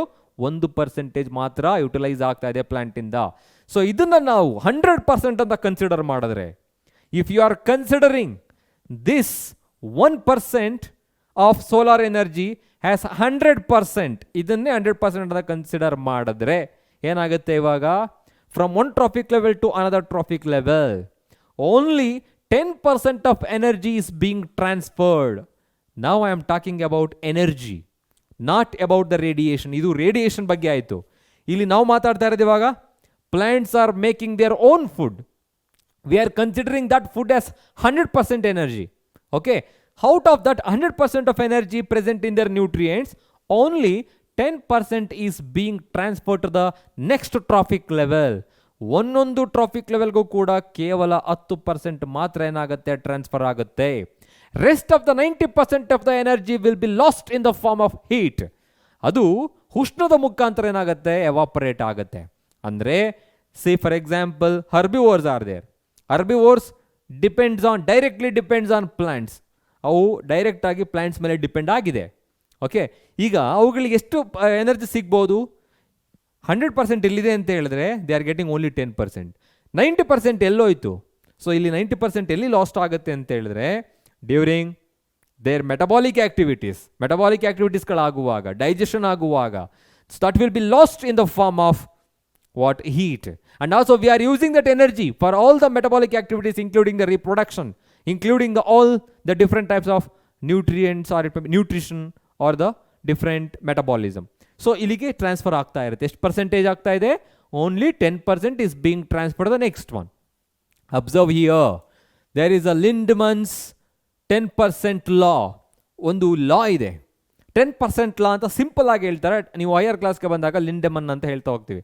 ಲಿಂಡ್ಮನ್ಸ್ 10% ಲಾ ಏನು ಹೇಳುತ್ತೆ ಅಂದರೆ, at each step of food ಚೈನ್ನ ಒಂದೊಂದು ಸ್ಟೆಪ್ಪಿನಲ್ಲೂ ಕೂಡ when the food energy is transferred from one trophic level to another or next higher trophic level, only about 10% of energy is passed. Only 10% of energy is passed or get transferred. ಅದು transfer ಆಗುತ್ತೆ on to the next trophic level. rest of it lost in the form of heat. I will repeat it. What's that 10% law states? ಅದೇನು ಹೇಳುತ್ತೆ? In an ecosystem, in a food chain, when the food energy gets transferred from lower, or maybe you can say from one trophic level to another trophic level, only 10% of food energy get transferred or pass on. 10% ಮಾತ್ರ transfer ಆಗುತ್ತೆ. Rest of the 90% of energy will be lost in the form of heat. ಅದು ಬೇರೆ ಬೇರೆ ಆಕ್ಟಿವಿಟೀಸ್ಗಳ ಮುಖಾಂತರ, ಹೀಟ್ನ ಮುಖಾಂತರ ಏನಾಗುತ್ತೆ, ಅದು last ಆಗುತ್ತೆ. 10% ಮಾತ್ರ ಏನಾಗ್ತಾ ಇದೆ, ಟ್ರಾನ್ಸ್ಫರ್ ಆಗ್ತಾ ಇದೆ. ಇದಕ್ಕೆ 10% ಲಾ ಅಂತ ಹೇಳ್ತೀವಿ. ಇದನ್ನು ಕಾಮನ್ ಆಗಿ 1 ಮಾರ್ಕ್ಗೆ ಕೇಳ್ತಾರೆ. ವಾಟ್ ಈಸ್ 10% ಲಾ ಅಂತ ಹೇಳಿಬಿಟ್ಟು. Okay, so how much percentage is being transferred? Only 10%. So question ಉಲ್ಟಾ ಇರಬಹುದು ಕೆಲವು ಸಲ. ಎಷ್ಟು ಪರ್ಸೆಂಟ್ ಪ್ಲ್ಯಾಂಟ್ ಯುಟಿಲೈಸ್ ಮಾಡ್ಕೊಳ್ತಾ ಇದೆ? ಓಕೆ ನೋಡಿ, ಅಲ್ಲೂ ಪರ್ಸೆಂಟೇಜ್ ಬಂತು, 1% ಮಾತ್ರ. ಎಷ್ಟು ಪರ್ಸೆಂಟ್ ಒಂದು ಟ್ರಾಫಿಕ್ ಲೆವೆಲಿಂದ ಇನ್ನೊಂದು ಟ್ರಾಫಿಕ್ ಲೆವೆಲ್ಗೆ ಟ್ರಾನ್ಸ್ಫರ್ ಆಗ್ತಾ ಇದೆ ಫುಡ್ ಎನರ್ಜಿ? ಅಲ್ಲೂ ಪರ್ಸೆಂಟೇಜ್ ಬಂತು, ಅಲ್ಲಿ 10 ಬರೀತೀರಾ. ಎಷ್ಟು ಪರ್ಸೆಂಟ್ ಲಾಸ್ಟ್ ಆಗ್ತಾ ಇದೆ? 90%. ಇವು 3%ಗಳನ್ನು ನಿಮ್ಮ ಆಪ್ಷನಲ್ಲಿ ಕೊಟ್ಟಿರ್ತಾರೆ ಮಲ್ಟಿಪಲ್ ಚಾಯ್ಸಲ್ಲಿ ಕೇಳಿದಾಗ. 1% ಇರುತ್ತೆ, 10% ಇರುತ್ತೆ, 90% ಇರುತ್ತೆ. ಕನ್ಫ್ಯೂಸ್ ಆಗಲಿ ಅಂತಾನೆ 50% ಕೊಟ್ಟರೆ ನೀವು ಅದು ಡೈರೆಕ್ಟಾಗಿ ಹೇಳ್ಬೋದು ಇದಲ್ಲ ಅಂತ. ಓಕೆ, ಸೊ ಹಾಗಾಗಿ ಇದನ್ನ ನೆನ್ಪಿಟ್ಕೊಂಡಿರಿ. ಏನದು Lindeman's 10% rule that says only 10% of energy will be transferred from one trophic level to another trophic level. Sun is the major source of energy for all the living organism. So the solar radiations, the entire solar radiations contain 50% of photosynthetically active radiation. Out of 50%, only 1%, as I said, 2 to 10% they have given, only 1% is absorbed, trapped by the producer. Okay, they are preparing the food, they are trapping, they are fixing the sunlight, and also they are fixing the carbon dioxide. They are the major producer in our ecosystem. Okay, that will be transferred from lower to higher. ಬರೆಯುವಾಗ ನೀವು ಉಲ್ಟಾ ಬರೀತೀರ, ನಿಮ್ಗೆ ಅರ್ಥ ಆಗಲಿ ಅಂತ ಹೀಗೆ ಬರೆದಿದ್ದೀನಿ ನಾನು. When you are writing the food chain in the form of pyramid, so the plants are always present in lower trophic level. ಆ ಲೋಯರ್ ಲೆವೆಲಲ್ಲಿ ಇರುತ್ತೆ. Lower level of food chain ಅಂತ ಕೇಳಿದ್ರೆ ಯಾವಾಗಲೂ ಕೂಡ ಅದು ಪ್ರೊಡ್ಯೂಸರೇ ಆಗಿರುತ್ತೆ. ಹೈಯರ್ ಲೆವೆಲ್ ಅಂತ ಬಂದಾಗ ಕನ್ಸ್ಯೂಮರ್ ಆಗಿರ್ತಾರೆ, ಟಾಪ್ ಕಾರ್ನಿವರ್ಸ್ ಆಗಿರ್ತಾರೆ. Understood? So that is called food chain and their characteristics. And now we need to talk about little characteristics. ಕೆಲವು ಕ್ಯಾರೆಕ್ಟರಿಸ್ಟಿಕ್ಸ್ನ ಎಕ್ಸ್ಟ್ರಾ ತಿಳ್ಕೊಳ್ತಾ ಹೋಗೋಣ. Very important. I am just talking about characteristics of a food chain. ಒಂದು food ಚೈನ್ನ characteristics ಏನಿರ್ಬೋದು, ಅವುಗಳ ಗುಣಲಕ್ಷಣ ಏನಿರುತ್ತೆ? Let us study one by one. The very first one is every food chain has only 3 to 4 trophic levels. ಎಲ್ಲ food ಚೈನಲ್ಲೂ ಕೂಡ 3ರಿಂದ 4 ಟ್ರಾಫಿಕ್ ಲೆವೆಲ್ ಮಾತ್ರ ಇರುತ್ತೆ, not more than that. Okay, I am just writing. Okay, first ಒಂದು ಮಾತ್ರ enter sentence ಬರೆಯೋಣ. Every food chain has 3 to 4 trophic levels, not more than that. Trophic levels. Okay, ಒಂದರಲ್ಲಿ ಮಾತ್ರ except grazing food chain, example ಕೊಟ್ಟು grass to eagle ಅಂತ ಏನಿದೆ ಅದರಲ್ಲಿ ಮಾತ್ರ 5 ಟ್ರಾಫಿಕ್ ಲೆವೆಲ್. ಅದನ್ನು ಬಿಟ್ಟರೆ ಎಲ್ಲವೂ ಕೂಡ 3 to 4 ಇರುತ್ತೆ. ಓಕೆ, ನೆಕ್ಸ್ಟ್ ಸೆಕೆಂಡ್ ಒನ್ಗೆ ಬಂದಾಗ ಏನು ಹೇಳ್ತಾ ಹೋಗ್ತೀರಾ? So plants are the major producers. Plants are the major producers in all the food chains. Okay, when it comes to types of food chain, there are many. Grazing food chain, detritus food chain, parasitic food chain ಅಂತ ಬರುತ್ತೆ. ಆದರೆ almost ಎಲ್ಲ food ಚೈನ್ಗಳಲ್ಲೂ ಕೂಡ ಏನಾಗಿರುತ್ತೆ, first trophic ಲೆವೆಲಲ್ಲಿ producer ಅಂತ, ಅದು ಎಲ್ಲಾದರೂ ಇರಲಿ, ಯಾವ ಟ್ರಾಫಿಕ್ ಲೆವೆಲ್ ಆದರೂ ಇರಲಿ, ಪ್ರೊಡ್ಯೂಸರ್ ಅಂತ ಇರೋದು ಯಾವುದು ಪ್ಲಾಂಟ್ಸ್ಗಳೇ ಆಗಿರುತ್ತೆ. ಓಕೆ, ನೆಕ್ಸ್ಟು ಕ್ಯಾರೆಕ್ಟರಿಸ್ಟಿಕ್ ಬಂತು ಅಂತ ಹೇಳಿದ್ರೆ only 10% of energy get transferred. 10% of energy get transferred to the next level. ಕೇವಲ 10% ಮಾತ್ರ ಏನಾಗುತ್ತೆ, ಅದು ಟ್ರಾನ್ಸ್ಫರ್ ಆಗುತ್ತೆ. ಸೊ ಅಂದರೆ 90% ಏನಾಗ್ತಾ ಇದೆ, ಲಾಸ್ಟ್ ಆಗ್ತಾ ಇದೆ ಅಂತ ಅರ್ಥ. ಓಕೆ, ನೆಕ್ಸ್ಟ್ ಪಾಯಿಂಟ್ ಹೇಳ್ತಾ ಹೋಗೋಣ. So the food chain is always unidirectional. The food chain is always unidirectional. ಯಾವಾಗಲೂ ಕೂಡ ಇದು ಯೂನಿಡೈರೆಕ್ಷನಲ್ಲಿ ಆಗಿರುತ್ತೆ. The food which is passing from one trophic level to the another trophic level, that will never revert back. Example, the plant is absorbing the energy from the sunlight and the energy will never revert to the sun again. ಅದು ವಾಪಸ್ ಹೋಗಲ್ಲ. Likewise, the energy coming from the herbivores to the consumer, that will never go back to the herbivores. ಮತ್ತೆ back ಹೋಗಲ್ಲ. So ಹಾಗಾಗಿ ಇದನ್ನು ಯಾವಾಗಲೂ ಕೂಡ ಏನಂತ ಹೇಳ್ತೀವಿ, ಸೊ ಯೂನಿಡೈರೆಕ್ಷನಲ್ ಅಂತ ಹೇಳ್ತಾ ಹೋಗ್ತೀವಿ. ನೆಕ್ಸ್ಟ್ ಪಾಯಿಂಟ್ ಬರಿಬೇಕು ಅಂತ ಹೇಳಿದ್ರೆ, as I shed, greater number of individuals are present in lower level of trophic level. Trophic level lower ಅಂತ ಹೇಳಿದ್ರೆ ಪ್ಲಾಂಟ್ ಹೇಳ್ತಾ ಹೋಗ್ತೀವಿ. ಫಸ್ಟ್ ಟ್ರಾಫಿಕ್ ಲೆವೆಲ್ ಅಲ್ಲಿ ಏನಾಗಿರ್ತಾರೆ, so greater number of individuals are present. I'm just writing here, greater level of individuals are present at lower level. Lower level ಅಂತ ಹೇಳಿದ್ರೆ first trophic ಲೆವೆಲಲ್ಲಿ number of organisms ಜಾಸ್ತಿ ಇರುತ್ತೆ. Okay, producers, herbivores, carnivores. ಯಾರು ತುಂಬ ಜಾಸ್ತಿ ಇರೋದು? Number of individuals. When it comes to autotrophs, they are very very high. ತುಂಬ ಪ್ಲಾಂಟ್ಸ್ಗಳಿರುತ್ತೆ. Herbivores which depends on plants, they are very less when compare to plants. So ಅದೇ ಥರ carnivores ಹೋಗ್ತಾ top carnivores ಹೋಗ್ತು ಅಂತ ಹೇಳಿದ್ರೆ lions, tigers, cheetah, they are very less in number. So greater number of individuals are present at lower level. These are the main characteristics of a food chain. I will repeat. Idan nenpitkolli, every food chain has 3 to 4 trophic levels only, except that grazing food chain. ಎಲ್ಲ food ಚೈನಲ್ಲೂ ಕೂಡ 3 ರಿಂದ 4 trophic ಲೆವೆಲ್ಗಳು ಮಾತ್ರ ಇರುತ್ತೆ. Second one, plants are the major producer in all the food chain. ಯಾವುದೇ ಥರ food chain ಆಗಿರಲಿ, ಅಲ್ಲಿ ಕೂಡ ಏನಾಗಿರುತ್ತೆ, ಪ್ಲಾಂಟ್ಸ್ಗಳೇ ಮೇಜರ್ ಪ್ರೊಡ್ಯೂಸರ್ ಆಗಿರ್ತಾರೆ. Okay, next, only 10% of energy get transferred to the next trophic level. Rest of the 90% will be lost in the form of heat. Next, the flow of energy in a food chain is always unidirectional because the energy will never revert back. ಅದು ವಾಪಸ್ ಮತ್ತೆ lower traffic ಲೆವೆಲ್ಗೆ ಬರಲ್ಲ. ಹಾಗಾಗಿ ಅದು ಯೂನಿಡೈರೆಕ್ಷನಲ್ಲೇ ಆಗಿರುತ್ತೆ. Next,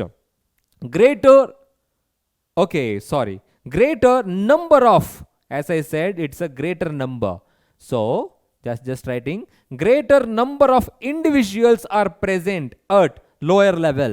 Lower level of trophic level ಅಲ್ಲಿ more number of living organisms ಇರುತ್ತೆ. As the higher level comes, ಲೆವೆಲ್ಗಳು ಜಾಸ್ತಿ ಆಗ್ತಾ ನಂಬರ್ ಆಫ್ ಆರ್ಗ್ಯಾನಿಸಮ್ಸ್ ಏನಾಗುತ್ತೆ, ಡಿಕ್ರೀಸ್ ಆಗುತ್ತೆ. ಈ ಕ್ಯಾರೆಕ್ಟರಿಸ್ಟಿಕ್ಸ್ ನೆನ್ಪಿಟ್ಕೊಂಡಿರಿ. Okay, next, when it comes to types of food chain.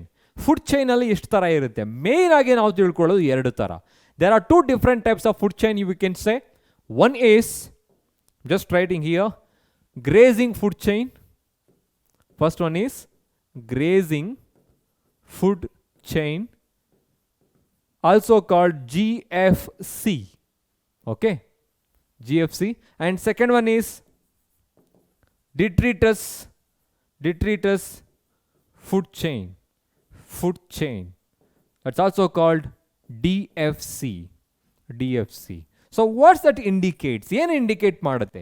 If the food chain begins with a grass or any plant, we used to call it as a grazing food chain. Sir, ಅವಾಗಲೇ ಹೇಳಿದ್ರಲ್ಲ, in every food chain the first trophic level is occupied by the producer ಅಂತ. ಇದನ್ನ ಯಾಕೆ ಹೇಳ್ತಾ ಇದ್ದಾರೆ? As I said, it depends on the food chain. Detritus ಅಂತ ಬಂದಾಗ ಇಲ್ಲಿ ಪ್ಲಾಂಟ್ಗಳು ಫಸ್ಟ್ ಟ್ರಾಫಿಕ್ ಲೆವೆಲ್ ಏನಾಗಿರುತ್ತೆ? Dead and decaying organic matter ಇರುತ್ತೆ. ಓಕೆ, ವೇಸ್ಟ್ ಮೆಟೀರಿಯಲ್ಗಳಿರುತ್ತೆ. ಬಟ್ ಇಲ್ಲಿಗೆ ಬಂದಾಗ ಪ್ಲಾಂಟ್ಗಳಿರುತ್ತೆ. So based on the organism present in the first trophic level, we are classifying the food chain into 2 types. One is grazing food chain. ಇಲ್ಲೇನಾಗಿರುತ್ತೆ? Begins with plants. ಇದು ಪ್ಲಾಂಟ್ಸ್ಗಳಿಂದ begin ಆಗಿರುತ್ತೆ. You can say they are the producers. Okay, second one ಬಂದಾಗ, ಡಿಟ್ರಿಟಸ್ಗೆ ಬಂದಾಗ, the food chain which begins with dead material, that is called detritus food chain. Detritus food chain. Example tegikolona. Yes, here is a plant, or you can say grass, okay, and you can say rabbit. That is depend on plant. I'm just writing here rabbit, and here lion. See here, this particular food chain begins with a producer, begins with a plant. You can say it's a grass as well. Hence it is called grazing food chain. This is a grazing animal. Okay, ಇದನ್ನ ಬೇರೆ ಥರನೂ ಹೇಳ್ಬೋದು. Where the second trophic level is occupied by the herbivores. Herbivores food chain ಅಂತ ಕೂಡ ಹೇಳ್ತೀವಿ ನಾವು ಅದನ್ನು. Next ಇಲ್ಲಿಗೆ ಬಂದಾಗ ಎಕ್ಸಾಂಪಲ್ ತೆಗೆದುಕೊಳ್ತಾ ಹೋಗೋಣ. So dead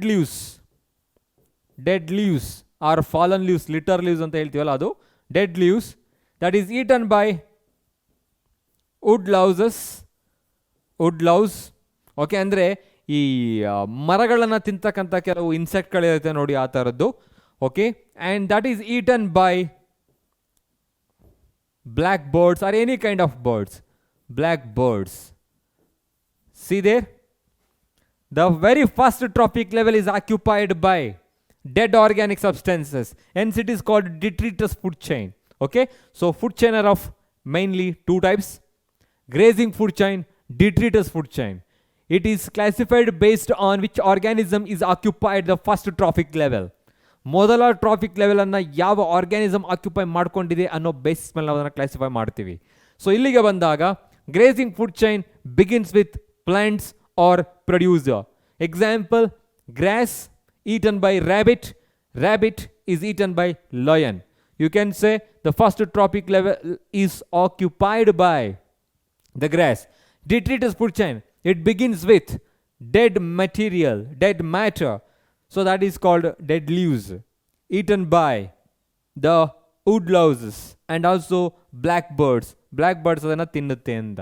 And what you understand from here, ಇಲ್ಲಿಂದ ನಿಮ್ಗೆ ಏನು ಅರ್ಥ ಆಗುತ್ತೆ ಅಂತ ಹೇಳಿದ್ರೆ, ಒಂದು ನೇಚರ್ ರೂಲ್ ಇದೆ. that rule of nature is eat to be eaten ಅಂತ. ತಿನ್ನಲ್ಪಡು ಅಂತ. ನಾವು ಒಂದನ್ನು ತಿಂದರೆ ನಮ್ಮನ್ನು ತಿನ್ನೋದಕ್ಕೆ ಇನ್ನೊಂದು ಪಕ್ಷಿ ಕಾಯ್ತಾ ಇರುತ್ತೆ, ಅಥವಾ ಇನ್ನೊಂದು ಏನೋ ಕಾಯ್ತಾ ಇರುತ್ತೆ ಅಂತ ಅರ್ಥ. ಈಟ್ ಟು ಬಿ ಈಟನ್ ಅಂತ, ತಿನ್ನಲ್ಪಡು. ಸೊ ಹಾಗೆ ಹೇಳ್ತಾ ಇದ್ರೆ, ಈಗ ಯಾವುದು ಫ್ರಾಗನ್ನು ಒಂದು ಸ್ನೇಕ್ ತಿನ್ನುತ್ತೆ ಅಂತ ಹೇಳಿದ್ರೆ, ಆ ಸ್ನೇಕನ್ನು ತಿನ್ನೋದಕ್ಕೆ ಈಗಲ್ ಇರುತ್ತೆ ಅಂತ. Okay, likewise each and every organism. ಈಗ ನಮ್ಮನ್ನು ಯಾರು ತಿಂತಾರೆ ಸರ್ ಅಂತ ಹೇಳಿದ್ರೆ, our dead bodies you can say. Okay, ಇವತ್ತು ಕೂಡ ನೋಡ್ತಾ ಇದ್ದೀರಾ ನೀವು. So because of the destruction of forest, the cheetahs are entering the villages and cities. ಬರ್ತಾ ಇದೆ ಅಲ್ವಾ, ಚೀತಾಸ್ಗಳ ಚಿರತೆಗಳು ಅಂತ ಏನು ಹೇಳ್ತೀವಿ, ಅದೆಲ್ಲ ಬರ್ತಾ ಇದೆ. ಇವಾಗ ನಮ್ಮನ್ನೇ ತಿನ್ನೋದಕ್ಕೆ ಶುರು ಮಾಡಿದೆ. ಡಿಕಂಪೋಸರ್ಸ್ ಅಲ್ಲ, ಈಗ ಆ ಆರ್ಗ್ಯಾನಿಸಮ್ಸ್ಗಳು ನಮ್ಮನ್ನು ತಿಂತಾ ಇದ್ದಾವೆ ಇವಾಗ. So anyhow that goes on. Eat to be eaten is the law of nature. So that is called types of food chain we have discussed. So ಈಗ ಎಕಲಾಜಿಕಲ್ ಪಿರಮಿಡ್ ತಿಳ್ಕೊಳ್ಳೋಣ. ಎಕಲಾಜಿಕಲ್ ಪಿರಮಿಡ್ ಅಂತ ಹೇಳಿದ್ರೆ ಏನು? It's a graphical representation of a relationship between different living organisms in trophic level. You can say it's a graphical representation. Ecological pyramid anta helidre graphical representation of relationship between why I am writing like this, relationship between organisms, okay, in the food chain. You can say in the food chain. So here I have written one pyramid. They have given in your textbook as well. Textbook inalli kottidare. Okay, so ಆ ಪಿರಮಿಡ್ಗಳನ್ನು ಯಾಕೆ construct ಮಾಡಿದ್ದೀವಿ? Because just to depict the flow of energy, just to depict the number of individuals present in each and every trophic level, just to depict the biomass of an organism. Okay, ಆದರೆ ಇಲ್ಲಿ ನಾವು ecological pyramid ಅಲ್ಲಿ 3 ಥರ ನೋಡ್ತೀವಿ. They are called, so pyramid of number. Okay, likewise rest 2 are pyramid of energy, and the next one is the pyramid of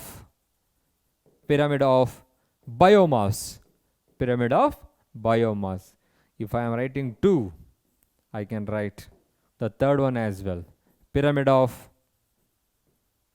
energy. See here, if the pyramid is constructed based on the number of individuals present in each and every trophic level, that is called pyramid of number. ಯಾವುದೇ ಒಂದು pyramid ಅನ್ನು ನಾವು living ಆರ್ಗ್ಯಾನಿಸಮ್ಸ್ಗಳ number ಮೇಲೆ ನಾವು ಅದನ್ನು construct ಮಾಡಿದ್ರೆ ಅದನ್ನು pyramid of number ಅಂತ ಹೇಳ್ತೀವಿ. If we R constructing the pyramid based on the energy which get transferred in each and every trophic level, that is called pyramid of energy.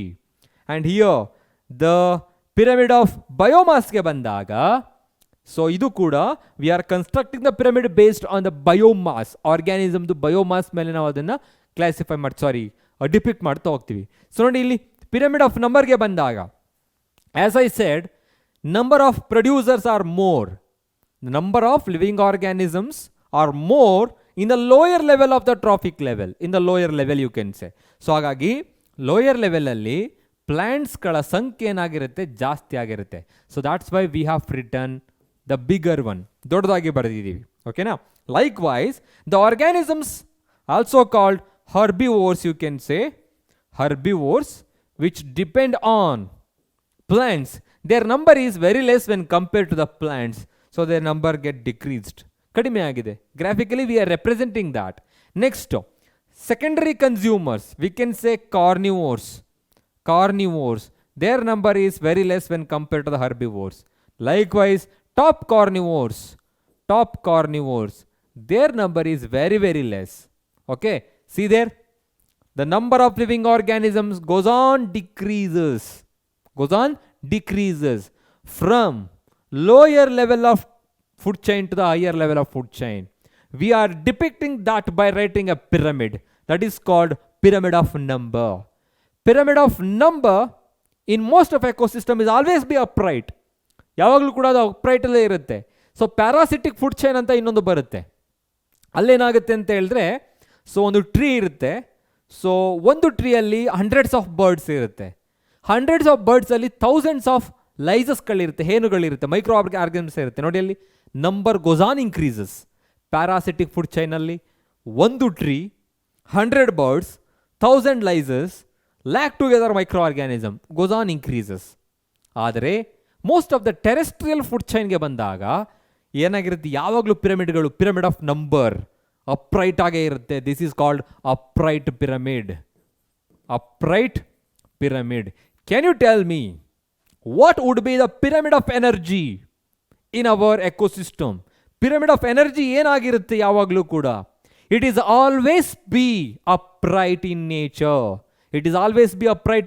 ಯಾಕಿರ್ಬೋದು ಹೇಳಿ ನೋಡೋಣ. I am just taking one more slide here to depict pyramid of energy in an ecosystem. ಯಾಕೆ ಅಂತ ಹೇಳಿದ್ರೆ ಇಲ್ಲಿ plants ಇದೆ ಅಂತ consider ಮಾಡೋಣ. So plants R producing, if you are considering that as 100% of energy is present, 100 kilojoules ಅಂತ ತಿಳ್ಕೊಂಡ್ರೆ, so next ಏನಾಗುತ್ತೆ, so to the next trophic level only 10% is being transferred. That means herbivores are getting only 10% of energy. 10% ಮಾತ್ರ transfer ಆಗುತ್ತೆ.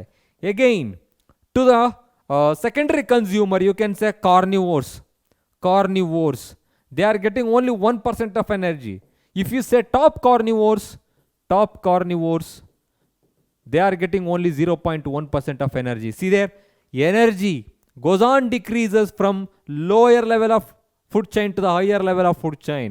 If you are constructing a pyramid for this one, ಇದಕ್ಕೆ ನೀವೇನಾದರೂ pyramid ಅನ್ನ construct ಮಾಡಿದ್ರೆ that looks like this, ಅದು ಈ ತರ ಕಾಣಿಸುತ್ತೆ. See here, so you can say, just writing here, if you construct a pyramid for this one, the pyramid of energy is always upright. ಯಾಕೆಂದ್ರೆ ಹೋಗ್ತಾ ಅದು ಡಿಕ್ರೀಸ್ ಆಗ್ತಾ ಇರುತ್ತೆ. pyramid of number is always be upright, ಅದು ಕೂಡ upright except parasitic food chain. Parasitic food ಚೈನಲ್ಲಿ ಮಾತ್ರ ಅದು ಇನ್ವರ್ಟ್ ಆಗಿರುತ್ತೆ, ಅದನ್ನು ಬಿಟ್ಟರೆ ಎಲ್ಲದರಲ್ಲೂ ಕೂಡ ಅಪ್ರೈಟ್ ಆಗಿರುತ್ತೆ. ಪಿರಮಿಡ್ ಆಫ್ ಬಯೋಮಾಸ್ ಕೂಡ ಏನಾಗಿರುತ್ತೆ, ಇನ್ವರ್ಟ್ ಆಗಿರುತ್ತೆ.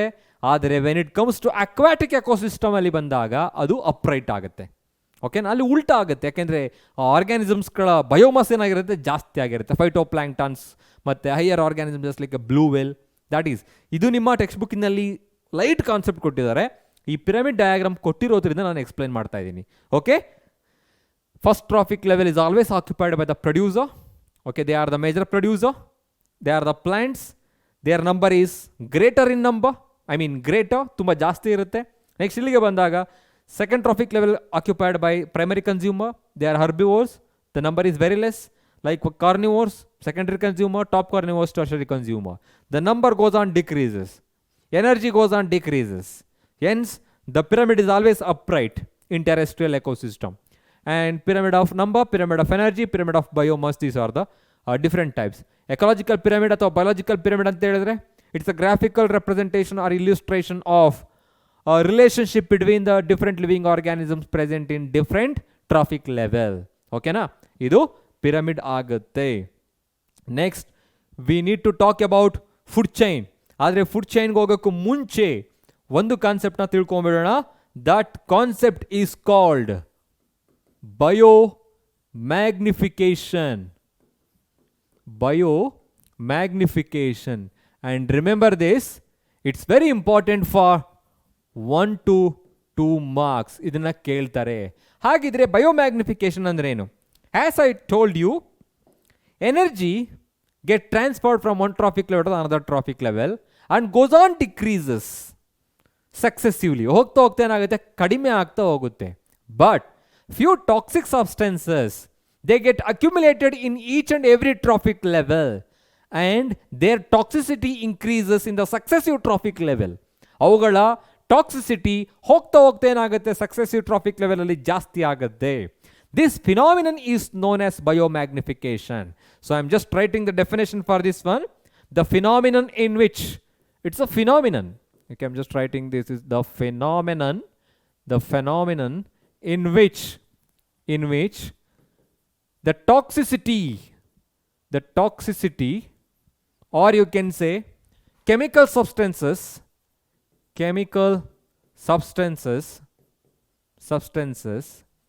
accumulated, okay, and increased in successive trophic level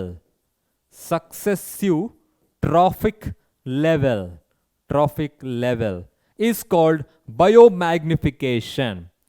ಕೆಲವು ಸಬ್ಸ್ಟೆನ್ಸ್ಗಳಂತ ಹೇಳಿದ್ದೀನಿ ಇಲ್ಲಿ, chemical substances. V can say they R non biodegradable substances.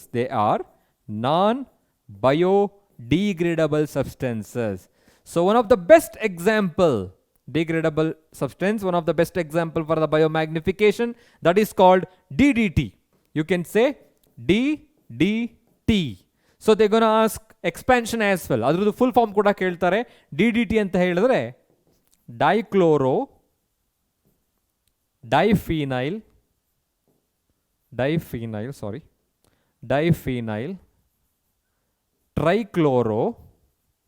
trichloroethane. See here, this is one word. ಇದು ಒಂದು ವರ್ಡ್, ಸುಮ್ಮನೆ ಬಿಡಿಸಿ ಬರೆಯೋದಲ್ಲ. ಸೊ ವಾಟ್ ಇಸ್ DDT ಅಂತ ಹೇಳಿದ್ರೆ it's a diphenyl trichloroethane. What is this? It is an insecticide. It is an insecticide ಅಂತ ಹೇಳ್ತೀವಿ. Insecticide ಅಂತ ಹೇಳಿದ್ರೆ ಈ ಕೀಟನಾಶಕ ಅಂತ ಹೇಳಿಬಿಟ್ಟು. Previously in 1980s we were using the DDT extensively. ತುಂಬ ಯೂಸ್ ಮಾಡ್ತಾ ಇದ್ವಿ. ಎಷ್ಟು ಅಂತ ಹೇಳಿದ್ರೆ even they were using it as what is that, to kill the mosquitoes. ಇದನ್ನ ಫರ್ಟಿಲೈಸರ್ ಆಗಿ ಯೂಸ್ ಮಾಡ್ತಾ ಇದ್ರು, ಮಸ್ಕಿಟೋಸ್ಗಳನ್ನ ಕಿಲ್ ಮಾಡೋದಕ್ಕೆ ಯೂಸ್ ಮಾಡ್ತಾ ಇದ್ರು. ಅದಕ್ಕೋಸ್ಕರ ಅದನ್ನ ಇನ್ಸೆಕ್ಟಿಸೈಡ್ ಅಂತ ಹೇಳ್ತಾ ಇದ್ದೀವಿ. But later, scientists come to know that they found the DDT, the chemical substances, even in mother's milk. ತಾಯಿಯ ಎದೆ ಹಾಲಿನಲ್ಲೂ ಕೂಡ DDT ಅನ್ನು ಫೈಂಡ್ ಔಟ್ ಮಾಡ್ತಾರೆ. They also found the DDT in the eggshell of a kind of a bird which is living in Antarctic. See, ನಾವು ಯಾವುದೋ ಒಂದು ವಿಲೇಜಲ್ಲಿ, ಯಾವುದೋ ಒಂದು ಸಿಟಿಯಲ್ಲಿ ಯೂಸ್ ಮಾಡ್ತಾ ಇರೋದು, ಕರ್ನಾಟಕದಲ್ಲಿ ಎಲ್ಲೋ ಒಂದು ಮೈಸೂರು ಅಂತ ತಿಳ್ಕೊಳ್ಳೋಣ, ಮೈಸೂರಲ್ಲಿ ಅಥವಾ ಬ್ಯಾಂಗ್ಳೂರಲ್ಲಿ ಯಾವುದೋ ಒಂದು ಮೂಲೆಯಲ್ಲಿ DDTನ ಯೂಸ್ ಮಾಡ್ತಾ ಇದ್ದೋ. Okay, we were using the DDT in a small village, in a small town. But later, they found that DDT as a chemical substances in the eggshell of the bird which is living in Antarctic region. See how it transferred. ಹೇಗೆ transfer ಆಯಿತು? Through the food chain. ಅದು ಕೂಡ ಹೋಗ್ತಾ ಹೋಗ್ತಾ ಏನಾಗುತ್ತೆ, ಜಾಸ್ತಿ ಆಗುತ್ತೆ. The percentage of this chemical substances goes on increases from one trophic level to the another trophic level. This is called biomagnification. That's why DDT has banned. ಇವತ್ತು DDT ಅನ್ನ ban ಮಾಡಿದ್ದಾರೆ. ಆದರೂ ಕೂಡ ನಮ್ಮ ಸ್ಪೆಷಾಲಿಟಿ ಏನಂತ ಹೇಳಿದ್ರೆ, ಬ್ಯಾನ್ ಆಗಿರ್ತಕ್ಕಂಥ ಎಷ್ಟೋ ಥರದ ಕೆಮಿಕಲ್ ಸಬ್ಸ್ಟೆನ್ಸಸ್ಗಳು, ಟ್ಯಾಬ್ಲೆಟ್ಸ್ಗಳು ನಾವು ಇವತ್ತಿಗೂ ನೋಡ್ತೀವಿ. Even today also in some villages they are using DDT to kill some ants. ನೋಡಿದಿರಾ? ಆ ಪೌಡರ್ನ ಏನಾದರೂ ನೋಡಿದರೆ ಒಂದ್ಸಲ ವಿಚಾರಿಸಿ ನೋಡಿ ಏನೋದು ಅಂತ ಹೇಳ್ಬಿಟ್ಟು ಹೇಳ್ತಾರೆ ಅವ್ರು DDT ಅಂತ. That is banned actually. Okay, ಯಾಕೆ ಅಂತ ಹೇಳಿದ್ರೆ because that causes the biomagnification. So what is biomagnification? ಜೈವಿಕ ಸಂವರ್ಧನೆ. ಅದು ಹೋಗ್ತಾ ಹೋಗ್ತಾ ಜಾಸ್ತಿ ಆಗುತ್ತೆ ಅಂತ ಅರ್ಥ. ಸೊ ಬಯೋಮ್ಯಾಗ್ನಿಫಿಕೇಶನ್ನ 2 marks ಕೇಳ್ತಾರೆ. ಡೆಫಿನೇಷನ್ ಯಾವ ಥರ ಬರೀತಾ ಹೋಗ್ತೀರಾ? The phenomenon in which any toxic substances or chemical substances so that increases in successive trophic level. ಹೋಗ್ತಾ ಹೋಗ್ತಾ ಅಕ್ಯುಮುಲೇಟ್. ಸರ್ ಯಾಕೆ ಅಕ್ಯುಮುಲೇಟ್ ಆಗುತ್ತೆ? Why that's getting accumulated? Because it's a non biodegradable. That will never get digested. ಅದು digest ಆಗಲ್ಲ. So ಅದೇನಾಗುತ್ತೆ, that get transport to the next trophic level. ಓಕೆನಾ? Digest ಆದರೆ energy ಮುಖಾಂತರ ರೀಪ್ರೊಡಕ್ಷನ್ಗೆ ಅಥವಾ ಬೇರೆ ಬೇರೆ ಮೆಟಬಾಲಿಕ್ ಆಕ್ಟಿವಿಟೀಸ್ಗಳಿಗೆ ಯುಟಿಲೈಸ್ ಮಾಡಿಕೊಂಡ್ರೆ ಹೊಟ್ಟೋಗಿರುತ್ತೆ. Only 10% get transferred. ಬಟ್ ಇದು ಆಗಲ್ಲ. It is not getting digested, ends getting accumulating and finally it is getting transported to the next trophic level. So biomagnification, it's a phenomenon in which toxic substances increases so in successive trophic level. Best example for that is DDT, dichlorodiphenyl trichloroethane. It is an insecticide. Previously we were using it as a fertilizer and also using as a mosquito killing insecticide. Adana use ಮಾಡ್ತಾ ಇದ್ದು. But now it is banned because of this reason. Scientists found the DDT even in mother's milk as well, and also they found this DDT. ಎಲ್ಲಿ found ಮಾಡ್ತಾರೆ? ಒಂದು Antarctic ಅಥವಾ Arctic ರೀಜನಲ್ಲಿ ಇರ್ತಕ್ಕಂಥ ಒಂದು ಬರ್ಡ್ನ egg ಶೆಲ್ಲಲ್ಲಿ ಕೂಡ ಅದನ್ನು, ಮೊಟ್ಟೆ ಕವಚ ಇರುತ್ತಲ್ಲ ಅಲ್ಲಿ ಅದನ್ನು ನೋಡ್ತಾರೆ. ಹಾಗಾಗಿ ಅದು ಬ್ಯಾನ್ ಆಗಿದೆ. So that is related to what? Food chain. ಯಾಕೆ ಇದನ್ನು ಹೇಳಿದ್ರು ಅಂತ ಹೇಳಿದ್ರೆ, here in this case, so the pyramid is inverted. ಇಲ್ಲಿ ಪಿರಮಿಡ್ ಇನ್ವರ್ಟ್ ಆಗುತ್ತೆ because the accumulation of the chemical substances goes on increases. ಹೋಗ್ತಾ ಹೋಗ್ತಾ ಜಾಸ್ತಿ ಆಗುತ್ತಲ್ಲ, ಸೊ ಆಗ ಪಿರಮಿಡ್ ಏನಾಗುತ್ತೆ? ಇನ್ವರ್ಟ್ ಆಗುತ್ತೆ. Okay, now the next concept is food web. What is food web here? As the name indicates, it's a web like pattern. Web like pattern ಅಂತ ಹೇಳ್ತೀವಿ. Web like pattern, like a spider. Like a spider. Have you heard about the spider? ಜೇಡ ಅಂತ ಕೇಳಿರ್ತೀರ, ಜೇಡರ ಬಲೆ ನೋಡಿರ್ತೀರಲ್ಲ, spider web ಅಂತ ಆ ಥರ ಇರುತ್ತೆ. ಇದು ಹೇಗೆ ಫಾರ್ಮೇಷನ್ ಆಗುತ್ತೆ? What are the differences between food chain and food web? ಏನು ಡಿಫರೆನ್ಸ್ ಇರ್ಬೋದು ಅದನ್ನು ತಿಳ್ಕೊಳ್ಳೋಣ. ಇವಾಗ ಡಿಫರೆನ್ಸ್ ತಿಳ್ಕೊಳ್ಳೋಕ್ಕೂ ಮುಂಚೆ ಡೆಫಿನೇಷನ್ ನೋಡೋಣ.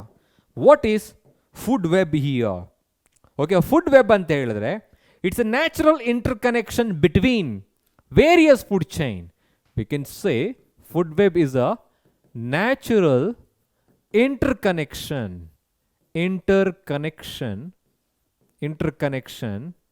between various food chains. So that is called food web. ಅದು food web ಆಗಿರುತ್ತೆ. Here ನಾವು ಅಲ್ಲಿ food chain ಅಲ್ಲಿ ನೋಡ್ತಾ ಇದ್ದು, only one living organism occupies one trophic level. One living organism holds one position. ಅದು ಒಂದು ಪೊಸಿಷನ್ನ ಮಾತ್ರ ಹೋಲ್ಡ್ ಮಾಡಿ ಇಟ್ಕೊಂಡಿರುತ್ತೆ. But here one living organisms holds different position. ಒಂದೇ ಲಿವಿಂಗ್ ಆರ್ಗ್ಯಾನಿಸಮ್ ಬೇರೆ ಬೇರೆ ಪೊಸಿಷನ್ನ ಹೋಲ್ಡ್ ಮಾಡಿ ಇಟ್ಕೊಬೋದು.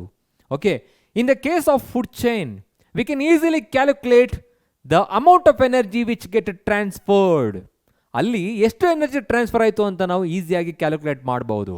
But in the case of food web it is very difficult to calculate the amount of energy which get transferred from trophic level to the another trophic level. So example illide nodtira ivaga plant ide, these are the producers. There are many living organisms which get interconnected. You can say interconnection, natural interconnection between various food chain. ಇಲ್ಲಿ 1 2 ಇಲ್ಲ, ಬೇಕಾದಷ್ಟು food ಚೈನ್ಗಳಿರುತ್ತೆ. You can say interlink between the 2 or 3 food chain, 2 or more food chain. ಇಲ್ಲಿ ನೋಡ್ತೀರಾ ಇವಾಗ ಒಂದು food chain ತೆಗೆದುಕೋಣ, ಒಂದು ಮಾತ್ರ ಇವಾಗ ಏನು ಪ್ಲಾಂಟ್ ಇದೆ, okay, goat and then lion, ಇದು ಒಂದು ಫುಡ್ ಚೈನ್ ಆಗುತ್ತೆ. ಇಂಟರ್ ಕನೆಕ್ಷನ್ ಅಂದರೆ ಏನು? ಇನ್ನೊಂದು ಫುಡ್ ಚೈನ್ ಬರಿಬೇಕು ಅಂತ ಹೇಳಿದ್ರೆ ಪ್ರೊಡ್ಯೂಸರ್ಸ್ ಇದ್ದಾರೆ, okay. So rabbit is here, rabbit is eaten by wild cat, wild cat is eaten by lion, this is another one. ಇಲ್ಲೇ ನೋಡ್ತೀರಾ ಇವಾಗ ಗೋಟ್ depends on producer, and again goat is directly eaten by lion as well if they come to your villages. Otherwise that is jackal, that is eaten by the jackal. Next here, the plant producer eaten by the mouse, mouse is eaten by rabbit, wild cat, owl, snake. See, interconnection. ಇಲ್ಲಿ 3 food chain ಇದೆ ಇವಾಗ, ಸರಿ 4 ಇದೆ. Mouse, rabbit, wild cat, lion, mouse, wild cat, lion, mouse, owl, kite, mouse, snake, kite. See, there is a natural interconnection between various food chain. This is called food web. Disadvantage ಏನಂತ ಹೇಳಿದೆ, here we can't calculate the amount of energy which get transferred. ಎಷ್ಟು energy, amount of energy transfer ಆಯಿತು ಅಂತ ಗೊತ್ತಾಗಲ್ಲ. ಅದ್ರ ಜೊತೆಗೆ ಏನಂತ ಹೇಳಿದ್ರೆ here organisms holds different position, ಬೇರೆ ಬೇರೆ ಪೊಸಿಷನ್ಗಳನ್ನು ನಾವು ಹೋಲ್ಡ್ ಮಾಡಿ ಇಟ್ಕೊಂಡಿರುತ್ತೆ. ಅಂದರೆ you can see in the first trophic level, you can see in the third trophic level as well.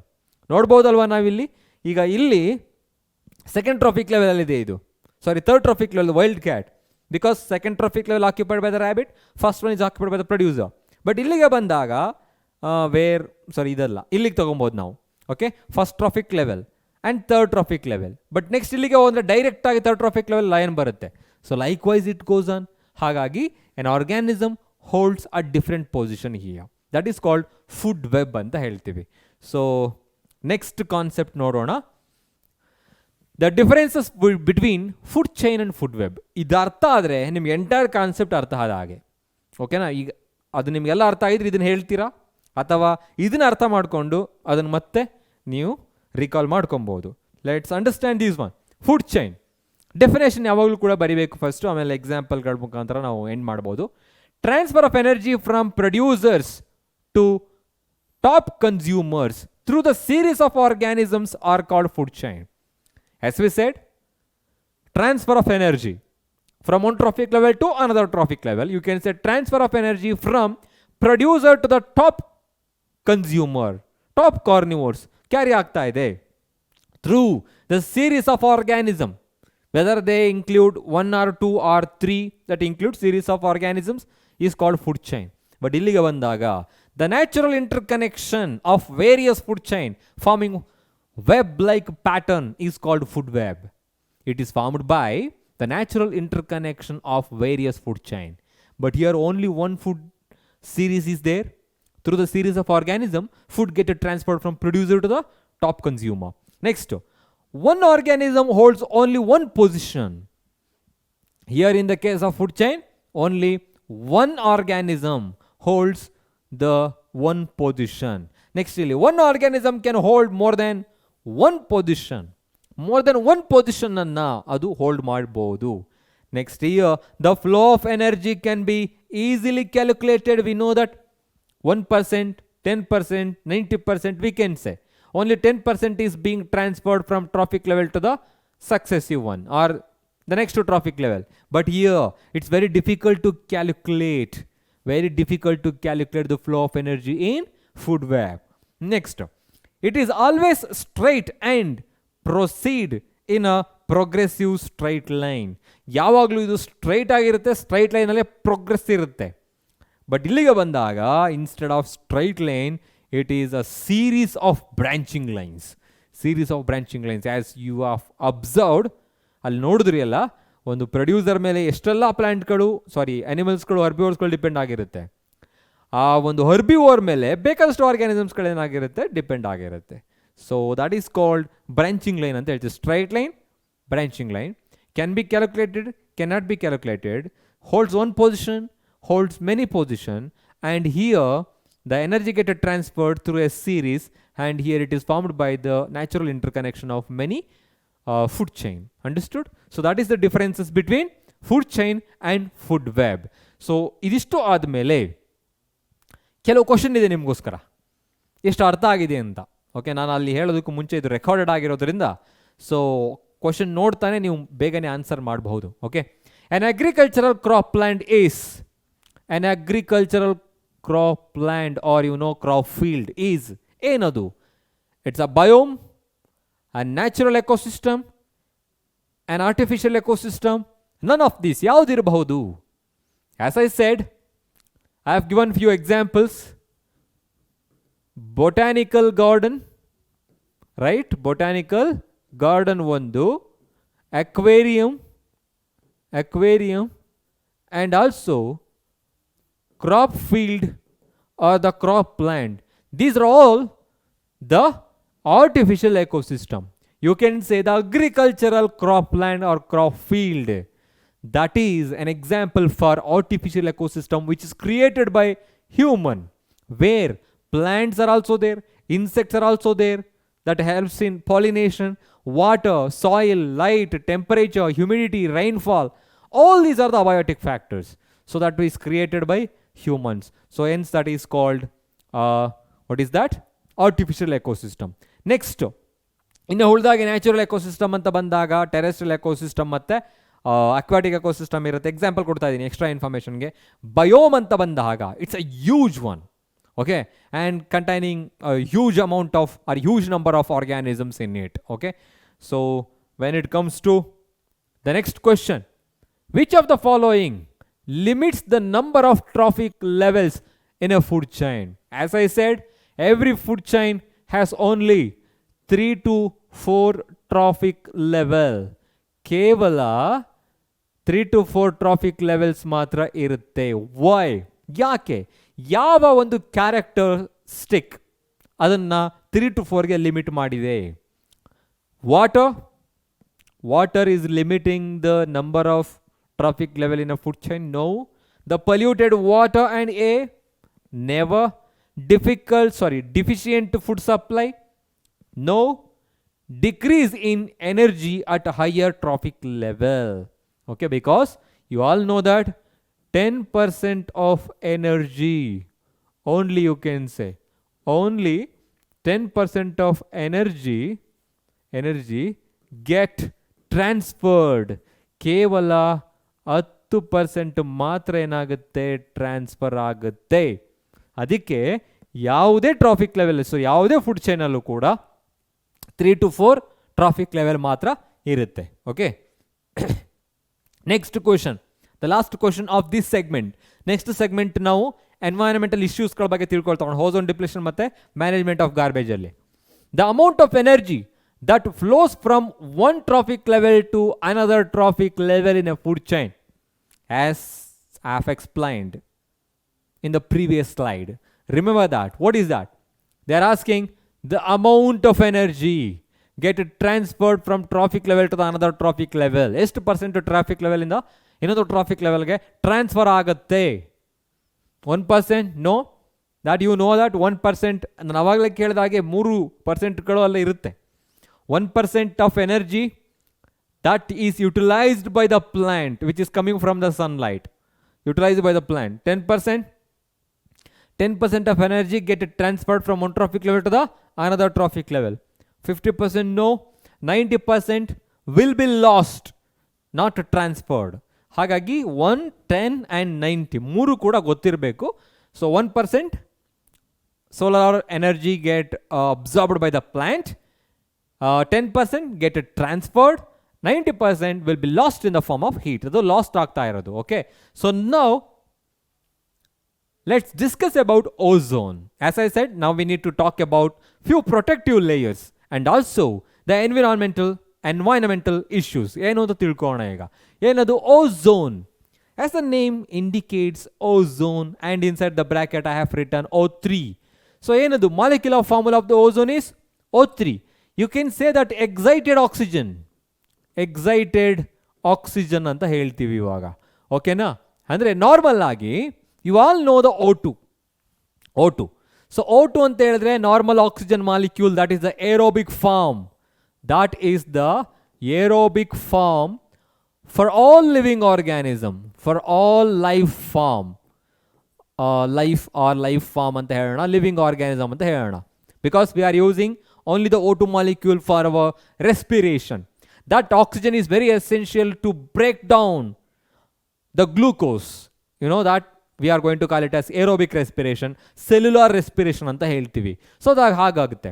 ಆದರೆ O3 ಅಂದ್ರೇನು, ಎಲ್ಲಿರುತ್ತೆ, ಹೇಗೆ ಫಾರ್ಮೇಷನ್ ಆಗುತ್ತೆ? So ozone, it is usually present in the stratosphere of the atmosphere. Atmosphere ಅಂತ ಹೇಳಿದ್ರೆ it's a air blanket around the earth. ನಮ್ಮ ಭೂಮಿಯ ಸುತ್ತ ಇರ್ತಕ್ಕಂಥ ಒಂದು ಗಾಳಿಯ ಕವಚ ಇರುತ್ತಲ್ಲ, so that is called atmosphere. ಅದರಲ್ಲಿ 5 ಲೇಯರ್ಗಳಿರುತ್ತೆ. So that I will explain in the upcoming slide as well. ಆ 5 ಲೇಯರ್ಗಳಲ್ಲಿ 2ನೇ ಲೇಯರ್ ಏನಿದೆ, that is called stratosphere. So at the end of the stratosphere, you can observe there is a air layer, the layer of gas. That layer of gas present in the stratosphere is called ozone. Okay, hege formation agutte idu? So let's understand the formation of ozone layer. Formation hege agutte? So as we go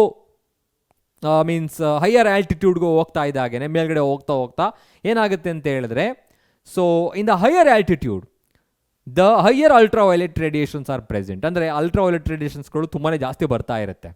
in the presence of ultraviolet radiation ಇದ್ದಾಗ ಏನಾಗುತ್ತೆ ಅಂತ ಹೇಳಿದ್ರೆ, the oxygen which is present in the atmosphere, in the stratosphere you can say, or in the upper layer of the stratosphere, ಏನಾಗುತ್ತೆ, that combines with the nascent oxygen ಇರುತ್ತೆ. ಇಲ್ಲಿಗ ಇನ್ನೊಂದು ಬರೀತಾ ಹೋಗ್ಬೇಕಲ್ಲ, ಇನ್ನೊಂದು ಲೇಯರ್ ಇದೆ ಅಲ್ಲಿ. ಓಕೆನಾ? The normal oxygen, the oxygen molecule, that gets split into the nascent or free oxygen in the presence of what? Ultraviolet rays. In the presence of ultraviolet rays ಏನಾಗ್ತಾ ಇದೆ, the oxygen molecule gets split into oxygen atoms. These are the atoms. Molecules ಮತ್ತೆ atoms ಗೂ difference ಗೊತ್ತಿದೆ ನಿಮಗೆ. It's a pure element. So these are the combination of 2 or 3 elements of the same, ಅಂದರೆ same component ಇರಬೇಕು.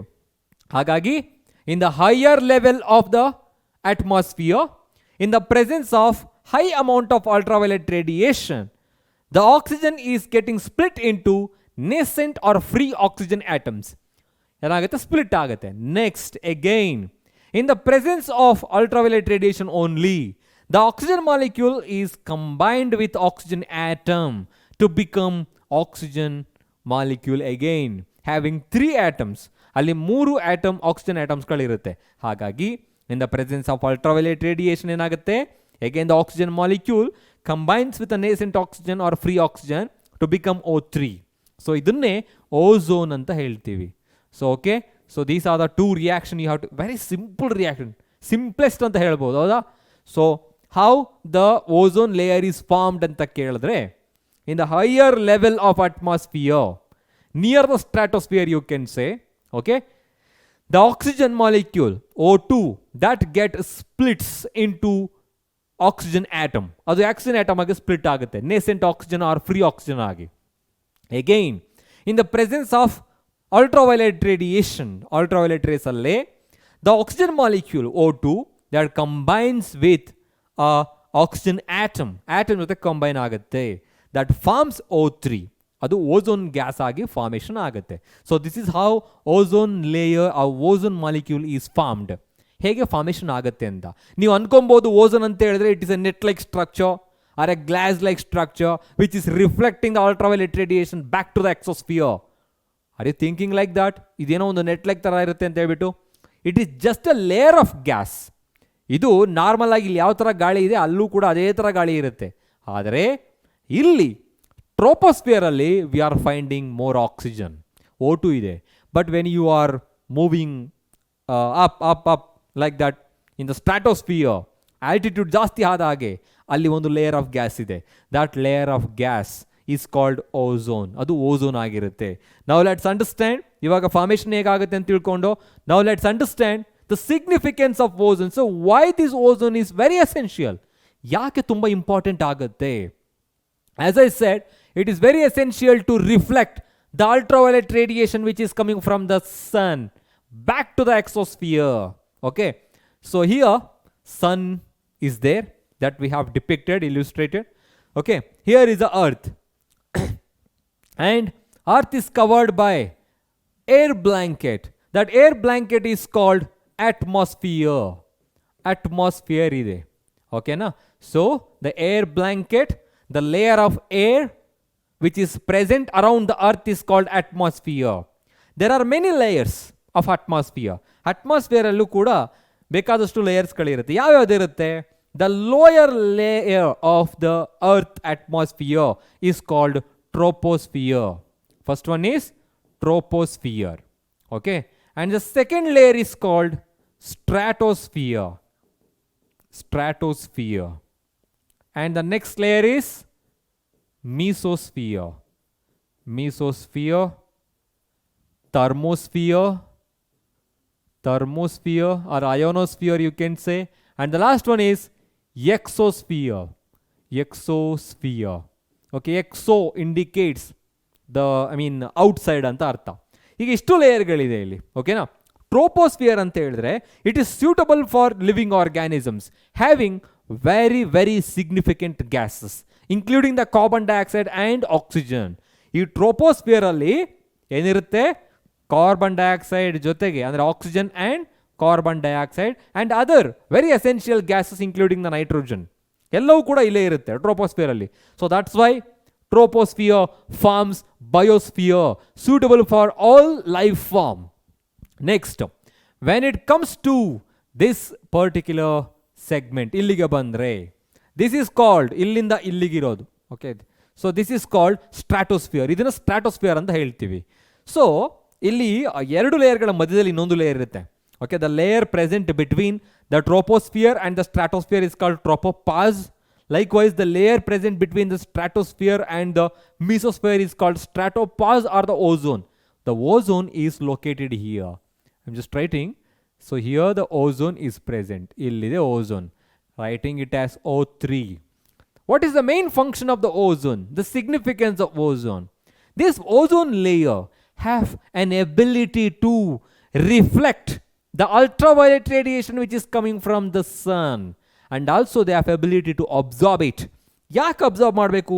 ಈಗ ನಿಮಗೆಲ್ಲ ಗೊತ್ತಿದೆ, sun is the source of energy for all the living organism. But the radiation which are coming from the sun, so all the radiations are not good for living organisms. ಎಲ್ಲವೂ ಒಳ್ಳೆಯದು ಅಂತ ಅಲ್ಲ. So ಈಗ ಸನ್ radiations ಈ ಥರ ಬರ್ತಾ ಇದೆ. Okay, so just imagining that some of them are reflecting back to the exosphere. ಹೀಗೆ ಕೆಲವು ಬಂದು ವಾಪಸ್ ಹೋಗ್ತಾ ಇದೆ. ಇನ್ನು ಕೆಲವು ಏನಾಗ್ತಾ ಇದೆ, they are reaching the earth surface and again they are reflecting back in the form of infrared radiation. See that one, ozone layer is responsible for reflecting the ultraviolet radiation. Reflects the ultraviolet radiation. Sir ಯಾಕೆ reflect ಮಾಡಬೇಕು? Because these radiations are very harmful. ತುಂಬ harmful ಆಗಿರುತ್ತೆ. ಯಾಕೆ harmful ಅಂತ ಹೇಳಿದ್ರೆ, if these radiations incident on the body of living organism, ನಮ್ಮ ಬಾಡಿಯ ಮೇಲ್ಭಾಗದಲ್ಲಿ ಏನಾದರೂ ಇನ್ಸಿಡೆಂಟ್ ಆದರೆ ಏನಾಗುತ್ತೆ? that causes skin cancer, skin damages, skin burn you can say, and also that have an ability to alter the DNA and protein which causes the mutation. ನಮ್ಮ skin ಮೇಲೆ ಬಿದ್ದರೆ ಅದು ನಮ್ಮಲ್ಲಿ ಇರ್ತಕ್ಕಂಥ DNA ಮತ್ತು ಪ್ರೋಟೀನನ್ನು ಚೇಂಜ್ ಮಾಡ್ತಕ್ಕಂಥ ಕೆಪಾಸಿಟಿ ಅದಕ್ಕಿದೆ, ಆಲ್ಟರ್ ಮಾಡುತ್ತೆ. Okay, so that induces the mutation as well. Okay, ಅದು ನೆಕ್ಸ್ಟ್ ತಿಳ್ಕೊಳ್ತಾ ಹೋಗೋಣ ಹಾರ್ಮ್ಫುಲ್ ಎಫೆಕ್ಟ್ ಏನು ಅಂತ ಹೇಳ್ಬಿಟ್ಟು. I am just talking about the significance of ozone. Ozone, if it is present in the stratosphere, then only it is useful. If the ozone is present in troposphere, considering that ozone in troposphere. ಈಗ ಇಲ್ಲೇನಾದರೂ ನಮ್ಮ ಸುತ್ತಮುತ್ತ ಇದೆ ಅಂತ ಹೇಳಿದ್ರೆ it is deadly poisonous. Understood? So ಅದಕ್ಕೆ ಇವತ್ತು ನಾವು ಏರೋಪ್ಲೇನ್ ಕ್ಯಾಬಿನ್ಸ್ಗಳಲ್ಲಿ ಏನಾಗುತ್ತೆ, ಓಝೋನ್ ಕ್ರಿಯೇಟ್ ಆಗುತ್ತೆ. ಇಲ್ಲೂ ಕೂಡ ಓಝೋನ್ಸ್ಗಳು ಕ್ರಿಯೇಟ್ ಆಗ್ತಾ ಇರುತ್ತೆ. V are not talking about CFCS right now. Ozone is being created by man it self. ನಾವೇ ಕ್ರಿಯೇಟ್ ಮಾಡ್ತಾ ಇದ್ದೀವಿ for different situations. If the ozone present in the troposphere, it's very harmful. So that because it's a deadly poisonous. If the ozone is present in the stratosphere, then only it is very useful by reflecting the ultraviolet radiation back to the exosphere. Aden ಮಾಡುತ್ತೆ, ವಾಪಸ್ ಕಳಿಸುತ್ತೆ. But nowadays we are facing few problems. ಯಾವ ತರ ಅಂತ ಹೇಳಿದ್ರೆ, even though the ozone layer is present, we are getting ultraviolet radiation from the sun. ಅಲ್ಲಿಂದ ultraviolet radiation ಬರ್ತಾ ಇದೆ. ಯಾರು ತರ್ತಾ ಇದ್ದಾರೆ, ಯಾಕೆ ಬರ್ತಾ ಇದೆ? Because of the depletion of the ozone layer. ಅದ್ರ ಬಗ್ಗೆ ತಿಳ್ಕೊಬೇಕು ಇವಾಗ. ಸಿಗ್ನಿಫಿಕೆನ್ಸ್ ಅರ್ಥ ಆಗಿದೆಯಲ್ಲ? That is helpful to protect the living organism, all form of life present on the earth, just by reflecting the ultraviolet radiation coming from the earth. ಸೂರ್ಯನಿಂದ ಬರ್ತಕ್ಕಂಥ ultraviolet ರೇಡಿಯೇಷನ್ಗಳನ್ನು so reflect ಮಾಡೋದ್ರ ಮುಖಾಂತರ ಎಕ್ಸೋಸ್ಫಿಯರ್ಗೆ ಭೂಮಿಯ ಮೇಲೆ ಇರ್ತಕ್ಕಂಥ ಎಲ್ಲ ಥರದ ಲೈಫ್ ಫಾರ್ಮ್ಗಳನ್ನು ಅದು ಪ್ರೊಟೆಕ್ಟ್ ಮಾಡ್ತಾ ಇದೆ. It's a protecting layer, you can say. It's a blanket. Okay, now when it comes to the depletion, ozone depletion, ಈಗ ಫಾರ್ಮೇಷನ್ ಯಾವ ಥರ ಆಯಿತು ಅಂತ ತಿಳ್ಕೊಂಡು, ಫಂಕ್ಷನ್ ಏನು ಅಂತ ತಿಳ್ಕೊಂಡು, ಡಿಪ್ಲೀಷನ್ ಅಂತ ಹೇಳಿದ್ರೆ ಏನು ಆಗಿದ್ರೆ, have you heard about ozone hole? Ozone hole ಅಂತ ಎಲ್ಲಾದರೂ ಕೇಳಿರ್ತೀರಾ. ಹಾಗಂತ ತಕ್ಷಣ ಇದು ಹೋಲ್ ಆಗಿದೆ ಅಂತ ಅಲ್ಲ. ಹೋಲ್ ಹೇಗೆ ಫಾರ್ಮೇಷನ್ ಆಗಿದೆ? So it is nothing but decrease in the thickness of ozone layer. As I shed, it is not A net like structure, it is not A glossy layer, it is A layer of gas. ಆ layer of ಗ್ಯಾಸಲ್ಲಿ ಈ hole ಯಾವ ಥರ ಆಗೋದಕ್ಕೆ ಸಾಧ್ಯ? Once the thickness of the ozone layer decreased in a particular place, then it forms a ozone hole. Okay, so what is ozone depletion here? It is nothing but decrease in the thickness of decrease in the thickness of ozone layer is called ozone depletion. And question is, why the ozone gets depleted? ಯಾಕೆ deplete ಆಗ್ತಾ ಇದೆ? What are the reasons, what are the causes of ozone depletion? ಯಾಕೆ ಆಗುತ್ತೆ ಅಂತ ನೋಡೋಣ ಇಲ್ಲಿ. As I said, here troposphere, this is the stratosphere. ಇಲ್ಲಿದೆ ಈಗ ಓಝೋನ್. ಸೊ ಇವಾಗ ಏನಾಗುತ್ತೆ, if you observe, if the ozone hole is there, ಇಲ್ಲಿ ಓಝೋನ್ ಹೋಲ್ ಆಗಿದೆ ಅಂತ ಹೇಳಿದ್ರೆ, ಸೊ ಏನಾಗುತ್ತೆ, so automatically in that particular place the ultraviolet radiation that enters the earth ಅನ್ನು ಏನಾಗುತ್ತೆ, ಅದು ಎಂಟರ್ ಮಾಡುತ್ತೆ. ಇಲ್ಲೆಲ್ಲೋ ಒಂದು ಕಡೆ ಅದು ಮಾತ್ರ ರಿಫ್ಲೆಕ್ಟ್ ಆಗ್ತಾ ಇದೆ. Rest of the ultraviolet radiations R reaching the earth surface, reach ಆಗ್ತಾ ಇದೆ. ಬಟ್ ಯಾಕೆ ಡಿಪ್ಲೀಟ್ ಆಗ್ತಾ ಇದೆ? Because nowadays and also in 1980s we started to use a kind of a chemical. That chemical is called chlorofluorocarbons. Because of the extensive use of CFCS full form is, just a minute, yes, chlorofluorocarbons compounds anta heltivi, fluorocarbons. So these are the chemical substances, chemical compounds we are using in refrigerators, ACs. ಯಾಕೆ use ಮಾಡ್ತಾ ಇದ್ದೀವಿ? V are using this as A refrigerant, coolant. ಇದು cool ಮಾಡುತ್ತೆ ಸಬ್ಸ್ಟೆನ್ಸ್ಗಳನ್ನು. So ಅದಕ್ಕೋಸ್ಕರ use ಮಾಡ್ತಾ ಹೋಗ್ತೀವಿ. ಓಕೆನಾ? So one of the main reason for the ozone depletion is the usage of the CFCS in refrigerators and ACs. In refrigerators and ACs, air conditioners or air coolers you can say, ಅಲ್ಲಿ use ಮಾಡ್ತಾ ಇದ್ದು. Okay, so ಅದ್ರ ಜೊತೆಗೆ ಏನಪ್ಪ ಅಂತ ಹೇಳಿದ್ರೆ, this chlorofluorocarbons which is released from the refrigerators and ACs, release ಆಗುತ್ತಲ್ಲ, that reaches the atmosphere. ಇಲ್ಲಿದೆ ಅಂತ ತಿಳ್ಕೊಳ್ಳೋಣ, CFCS. So the main compound which is present in CFCS is the chloride. I am just using one more slide how it is depleting the ozone layer, CFCs, in the presence of ultraviolet radiation. Again, they are splitting up into chloride ions. Chloride ions split ಆಗುತ್ತೆ. This chloride ion, okay, that acts on ಯಾವುದ್ರ ಮೇಲೆ act ಆಗುತ್ತೆ? O3 ಮೇಲೆ.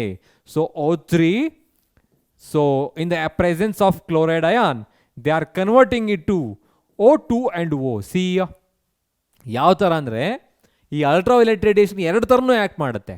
Ozone formation ಆಗಿದ್ದು ಕೂಡ ಓಝೋನಿಂದಾನೆ, ಸಾರಿ ultraviolet ರೇಡಿಯೇಷನ್ನಿಂದಾನೆ. ಅದೇ ಥರ ಈಗ ಓಝೋನ್ ಮಾಲಿಕ್ಯೂಲ್ ಸ್ಪ್ಲಿಟ್ ಅಪ್ ಆಗ್ತಾ ಇದೆಯಲ್ಲ, ಆಕ್ಸಿಜನ್ ಮತ್ತು ಅದು ನೇಸೆಂಟ್ ಆಕ್ಸಿಜನ್ ಆಗಿ, ಯಾವ ಥರ? In the presence of what? Chloride ion. ಇಲ್ಲಿ ಇದೆಲ್ಲಿಂದ ಬಂತು? This came from the break down of CFCs.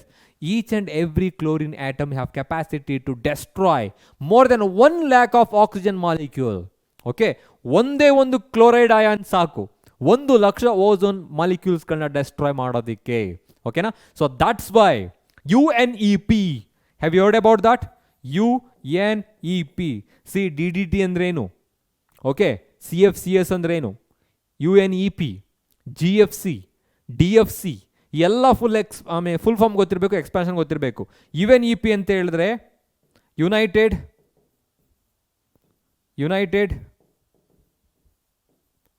Nations environment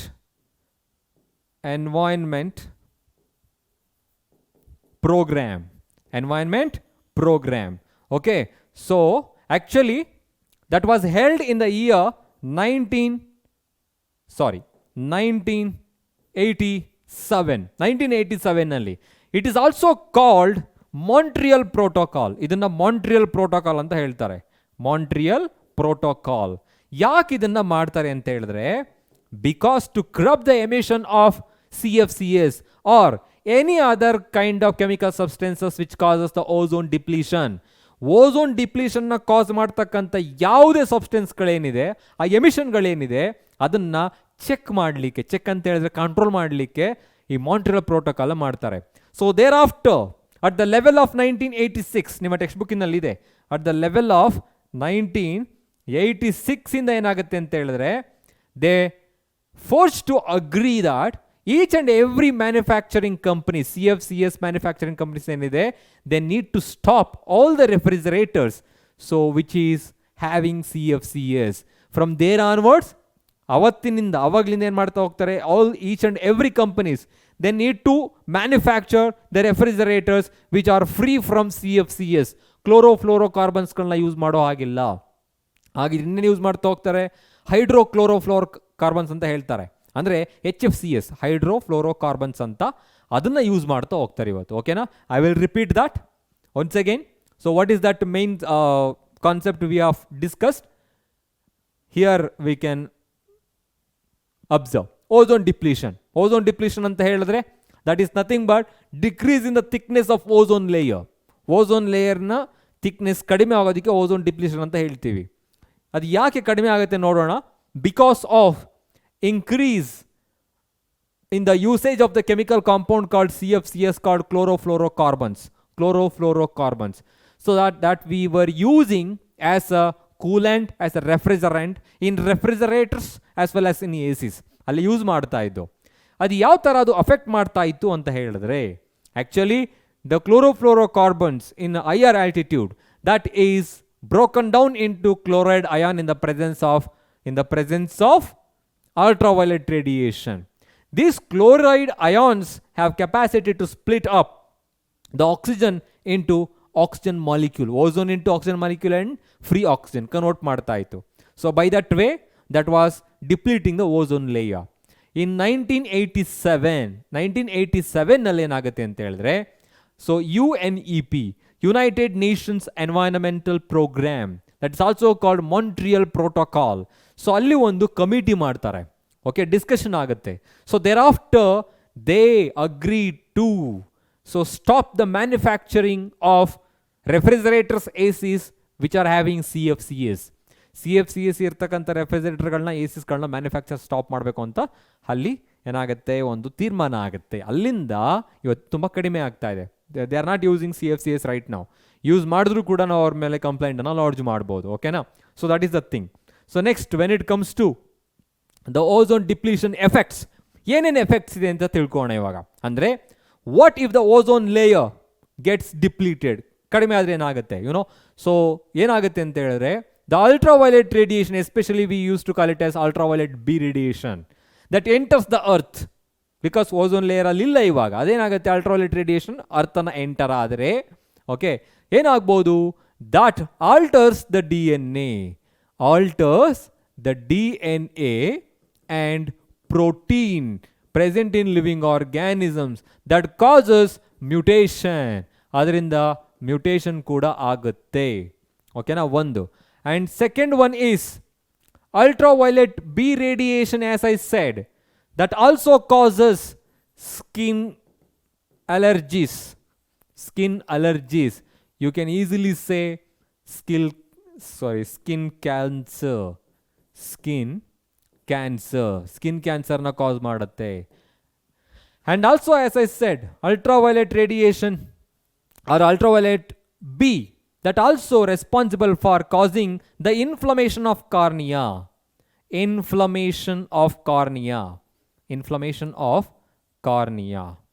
Okay, ಕಾರ್ನಿಯಾದು ಇನ್ಫ್ಲಮೇಷನ್ ಆಗುತ್ತೆ.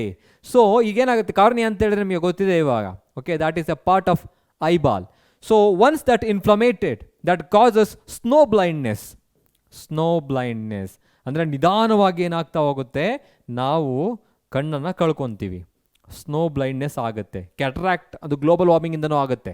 Likewise it also responsible for destroying many useful micro organisms and planktons.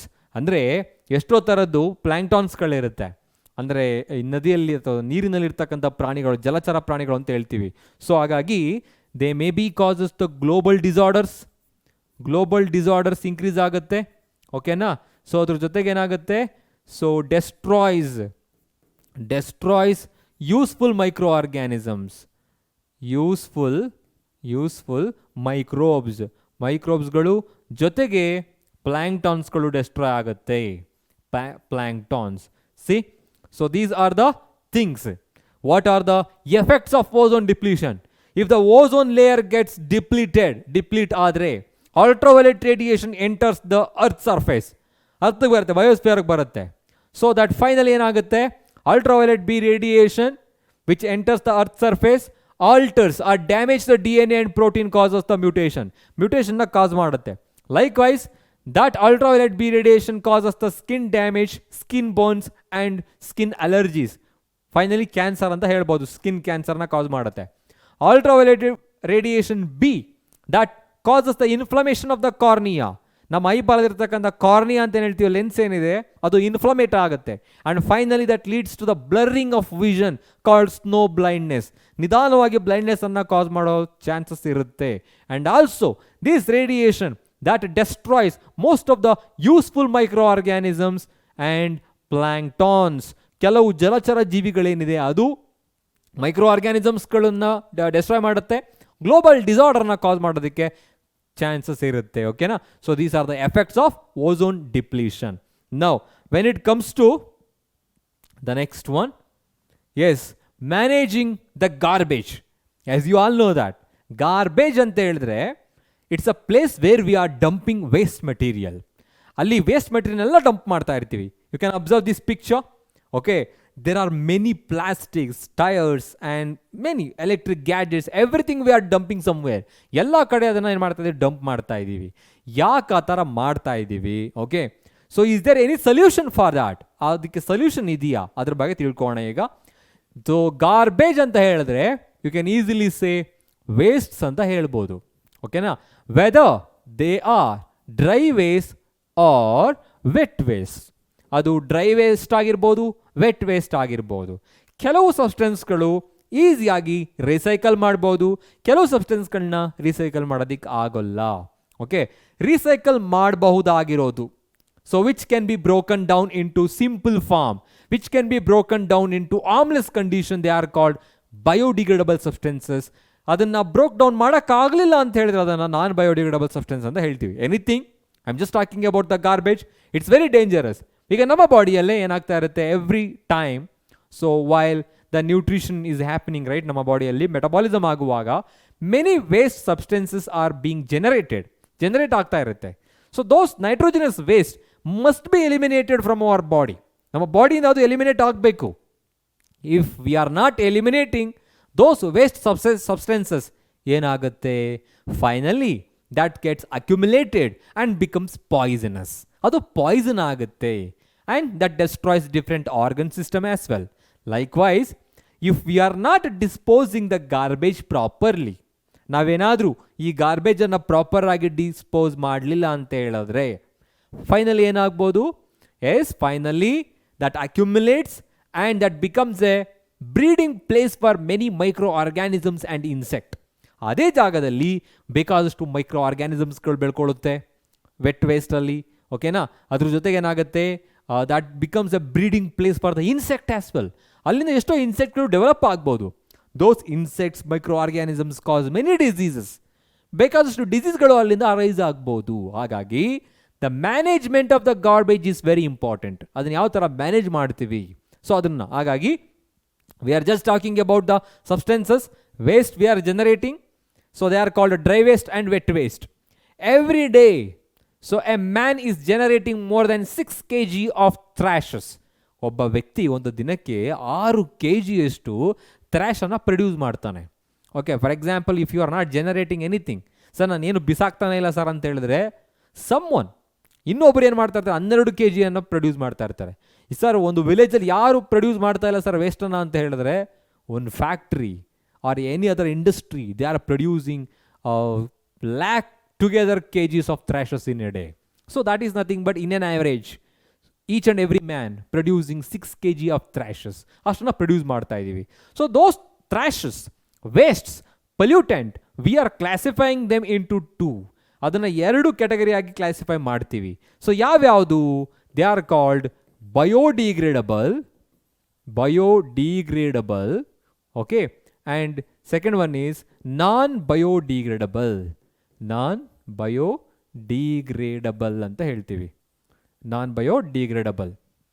Okay, ಅರ್ಥ ಆಗಿದೆಯಲ್ಲ. So all the waste or substances materials can be divided into biodegradable and non biodegradable substances. ಅದ್ರ difference ಏನು, definition ಅಂತ ತಿಳ್ಕೊಳ್ಳೋಣ example ಜೊತೆಗೆ. ಇವಾಗ ಇಲ್ಲಿ 3 ಥರ ಡಸ್ಟ್ಬಿನ್ಗಳಿದೆ, ನೋಡಿರ್ಬಹುದು ನೀವು.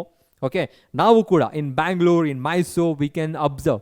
Mysuru, you know that the cleanest city, ಇಷ್ಟು ಮಟ್ಟಿಗೆ ನಾವು ಮೇಂಟೈನ್ ಮಾಡ್ತಾ ಇದ್ದೀವಿ ಅನ್ನೋದು. ಸೊ ಅದೇ ಥರ ಇಲ್ಲಿಗೆ ಬಂದರೆ ಬ್ಯಾಂಗ್ಳೂರಲ್ಲೆಲ್ಲ ಸೊ ಏನಾಗಿರುತ್ತೆ, ಎಲ್ಲ ಕಡೆನೂ ಕೂಡ ಬಸ್ ಸ್ಟಾಪಲ್ಲೂ ಕೂಡ 2 ಥರದ ಡಸ್ಟ್ಬಿನ್ ಇಟ್ಟಿರ್ತಾರೆ.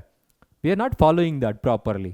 ಸೊ ಅದಕ್ಕೆ ಈ ಚಾಪ್ಟರ್ ಇರೋದು. We have to educate someone, like ನಾವು ಇದನ್ನು ಯಾವ ಥರ ಪ್ರಾಪರಾಗಿ ಯೂಸ್ ಮಾಡಬೇಕು ಅಂತ. ಇಲ್ಲಿ 3 ಥರ ಡಸ್ಟ್ಬಿನ್ಗಳಿದೆ.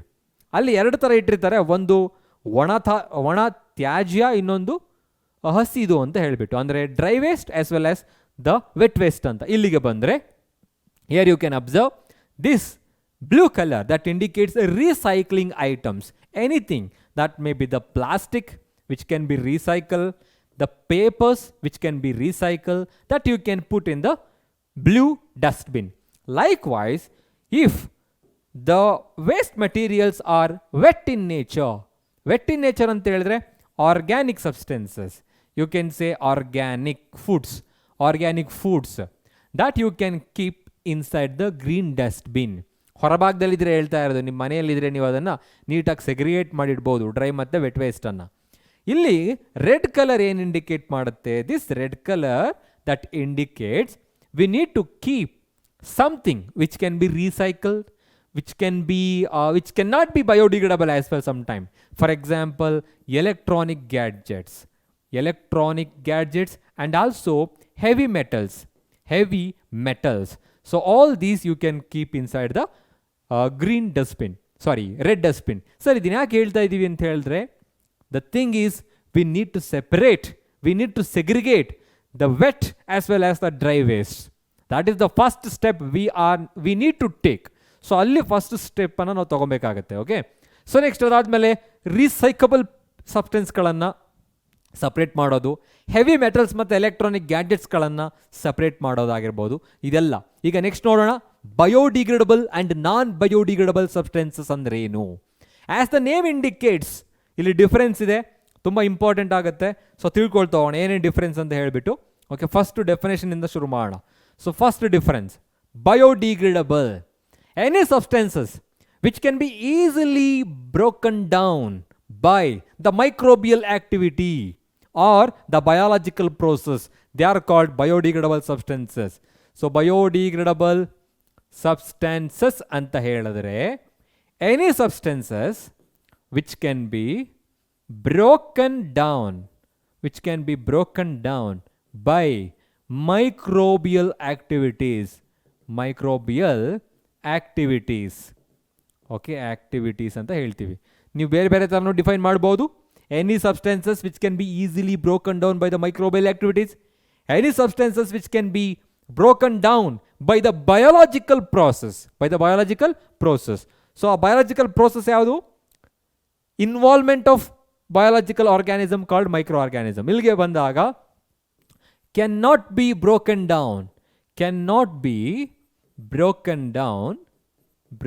Down okay by biological process. So adu bega enagalla broken down agalla. Okay, that takes 1000 years. Heavy metals galagirbodu, plastic galagirbodu, adella. Next illige bandaga can be converted into harmless substance. ಈ biodegradable ಸಬ್ಸ್ಟೆನ್ಸ್ಗಳೇನಿರುತ್ತೆ ಅದನ್ನು ನಾವು ಏನು ಮಾಡ್ಬೋದು, harmless ಆಗಿ convert ಮಾಡಬಹುದು ಕೆಲವು ಮೆಥಡ್ಗಳ ಮುಖಾಂತರ. Example ಕೊಡ್ತಾ ಹೋಗೋಣ. So can be converted into harmless. So harmless condition ಅಂತ ಹೇಳಿದ್ರೆ ತೊಂದರೆ ಕೊಡದೇ ಇರೋ ರೀತಿಯಲ್ಲಿ ನಾವು ಅದನ್ನು ಕನ್ವರ್ಟ್ ಮಾಡ್ಬೋದು. ಬಟ್ ಇಲ್ಲಿಗೆ ಬಂದಾಗ can not be converted or it's very difficult. Okay, even though if you know how to convert it into harmless condition, it's very difficult, it's very expensive. Okay, cannot be converted into harmless. Okay, next point ge bandaga, which causes less pollution. You can say pollution free. So these are pollution na cause madalla, or you can say less pollution. So biodegradable substances cause less pollution, or you can say they are pollution free substances. Illige bandaga they cause pollution. Adu pollution na cause ಮಾಡುತ್ತೆ, undesirable changes in nature, that is called pollution na cause ಮಾಡುತ್ತೆ. Example ತೆಗೆದುಕೊಳ್ತಾ ಹೋಗೋಣ. ಇವಾಗ ಇಲ್ಲಿ biodegradable ಸಬ್ಸ್ಟೆನ್ಸ್ಗೆ ಬಂದಾಗ kitchen wastes. Okay, next ಅದೇ ಥರ cow dung, likewise the sewage. I will explain. Next ಇಲ್ಲಿ ನಾನ್ ಬಯೋಡಿಗ್ರೇಡಬಲ್ ಸಬ್ಸ್ಟೆನ್ಸ್ಗೆ ಬಂದಾಗ plastics, likewise heavy metals, and also DDT, as I said, DDT and many kind of chemical substances. So ಇಲ್ಲಿ kitchen wastes ಇದೆ. Sir, this also cause pollution, right? If you are keeping somewhere else, maybe that becomes a breeding place for microorganism. ಅದರಿಂದ ಆಗ್ಬೋದು, but we can convert this into harmless condition. So kitchen waste ಏನಿದೆ ಅದನ್ನು manure ಆಗಿ convert ಮಾಡ್ಬೋದು, ನೀವು ಗೊಬ್ಬರವಾಗಿ convert ಮಾಡ್ಬೋದು. ಕೌಡಂಗ್ ಮತ್ತು ಸೀವೇಜ್ ಇದೆ. ಕೌಡಂಗ್ that also can be converted into harmless condition, ಅದು ಕೂಡ ಬೇಗ ಡಿಕಂಪೋಸ್ ಆಗುತ್ತೆ. ಸೀವೇಜ್ ಅಂತ ಬಂದಾಗ ಸರ್ ಇದನ್ನು ನಾವು ಪೊಲ್ಯೂಷನ್ ಫ್ರೀ ಅಂತ ಹೇಳ್ತೀವ. Sewage that causes water pollution, but we can convert it into harmless condition. ಇವತ್ತು ನಾವು ಅದನ್ನು ಸೀವೇಜ್ ಟ್ರೀಟ್ಮೆಂಟ್ ಮಾಡ್ತೀವಿ. ಸೀವೇಜ್ ಟ್ರೀಟ್ಮೆಂಟ್ ಪ್ಲಾಂಟ್ಸ್ ಅಂತಲೇ ಇದೆ. There we are converting the sewage water into the pure water that we can use for the agriculture or many other purposes. So that one. Next ಇಲ್ಲಿಗೆ ಬಂದಾಗ plastics, heavy metals and DDT. So we can't convert them into harmless condition. Plastics, if you put that in the soil, that causes soil pollution. If you burn it, that causes air pollution. If you are throwing that into the water, ಅದನ್ನು ನೀರಿಗೆ ಬಿಸಾಕಿದ್ರೆ ಅದು water pollution. ಅದು ತುಂಬಾ dangerous. So ಅದರಲ್ಲೂ ನಾವು ಏನು ಮಾಡ್ತಾ ಹೋಗ್ತೀವಿ, ಏನೇ ಒಂದು ಪ್ಯಾಕ್ಡ್ ಐಟಮ್ಗಳನ್ನು ಅಂದರೆ, so whether it's a milk or it may be any other kind of packed fruits or packed food items, already ಅದು plastic in the wrap ಆಗಿರುತ್ತೆ. Again we are going to use the plastic bag to carry those plastic items. Plastic ನಾವು ತುಂಬ use ಮಾಡ್ತಾ ಇದ್ದೀವಿ. So we need to avoid that. So these are the differences between biodegradable and non biodegradable substances. Okay, so ಇದನ್ನು ಸಾಮಾನ್ಯವಾಗಿ ಕೇಳ್ತಾ ಹೋಗ್ತಾರೆ, most common question. Now you can observe here the managing ಗಾರ್ಬೇಜಲ್ಲಿ ಏನು ತಿಳ್ಕೊಳ್ಳೋದಕ್ಕೆ ಹೊರಟಿದ್ದೀವಿ, how to manage this. The question is, ಇದೇ question ಕೇಳ್ತಾ ಹೋಗ್ತಾರೆ. ಓಕೆ, ಯಾವ ಥರ, how to manage yourself, like to manage the garbage. What are the things you need to adapt in your lifestyle to manage the garbage? ಯಾವ ಥರ ಮಾಡ್ಬೋದು ನಾವು. So ಅದನ್ನೆಲ್ಲ ಹಾಗಾಗಿ we are just managing. Okay, so ಇಲ್ಲಿ ಇವಾಗ management ಬಗ್ಗೆ ಮಾತಾಡ್ತಾ ಇದ್ದೀವಿ. Yes, that is nothing but management. Okay, adapting, ನಾವು ಏನೇನು ಅಡ್ಯಾಪ್ಟ್ ಮಾಡ್ಕೊಬೇಕು ಅಂತ ಒನ್ ಬೈ ಒನ್ ತಿಳ್ಕೊಳ್ಳೋಣ. The very first one is what you need to do. So first we need to segregate dry waste as well as the wet waste. So by segregating or separating wet wastes and dry wastes. ಓಕೆನಾ, ಎರಡನ್ನೂ ಕೂಡ separate ಮಾಡಬೇಕು. Dry waste ಯಾವುದು, wet waste ಯಾವುದು. ಹಾಗಿದ್ರೆ dry ವೇಸ್ಟ್ಗಳು ಯಾವ್ಯಾವುದು? They are paper, plastic, heavy metals, electronic gadgets, ಇವೆಲ್ಲವೂ ಕೂಡ ಏನಾಗಿರುತ್ತೆ, dry waste.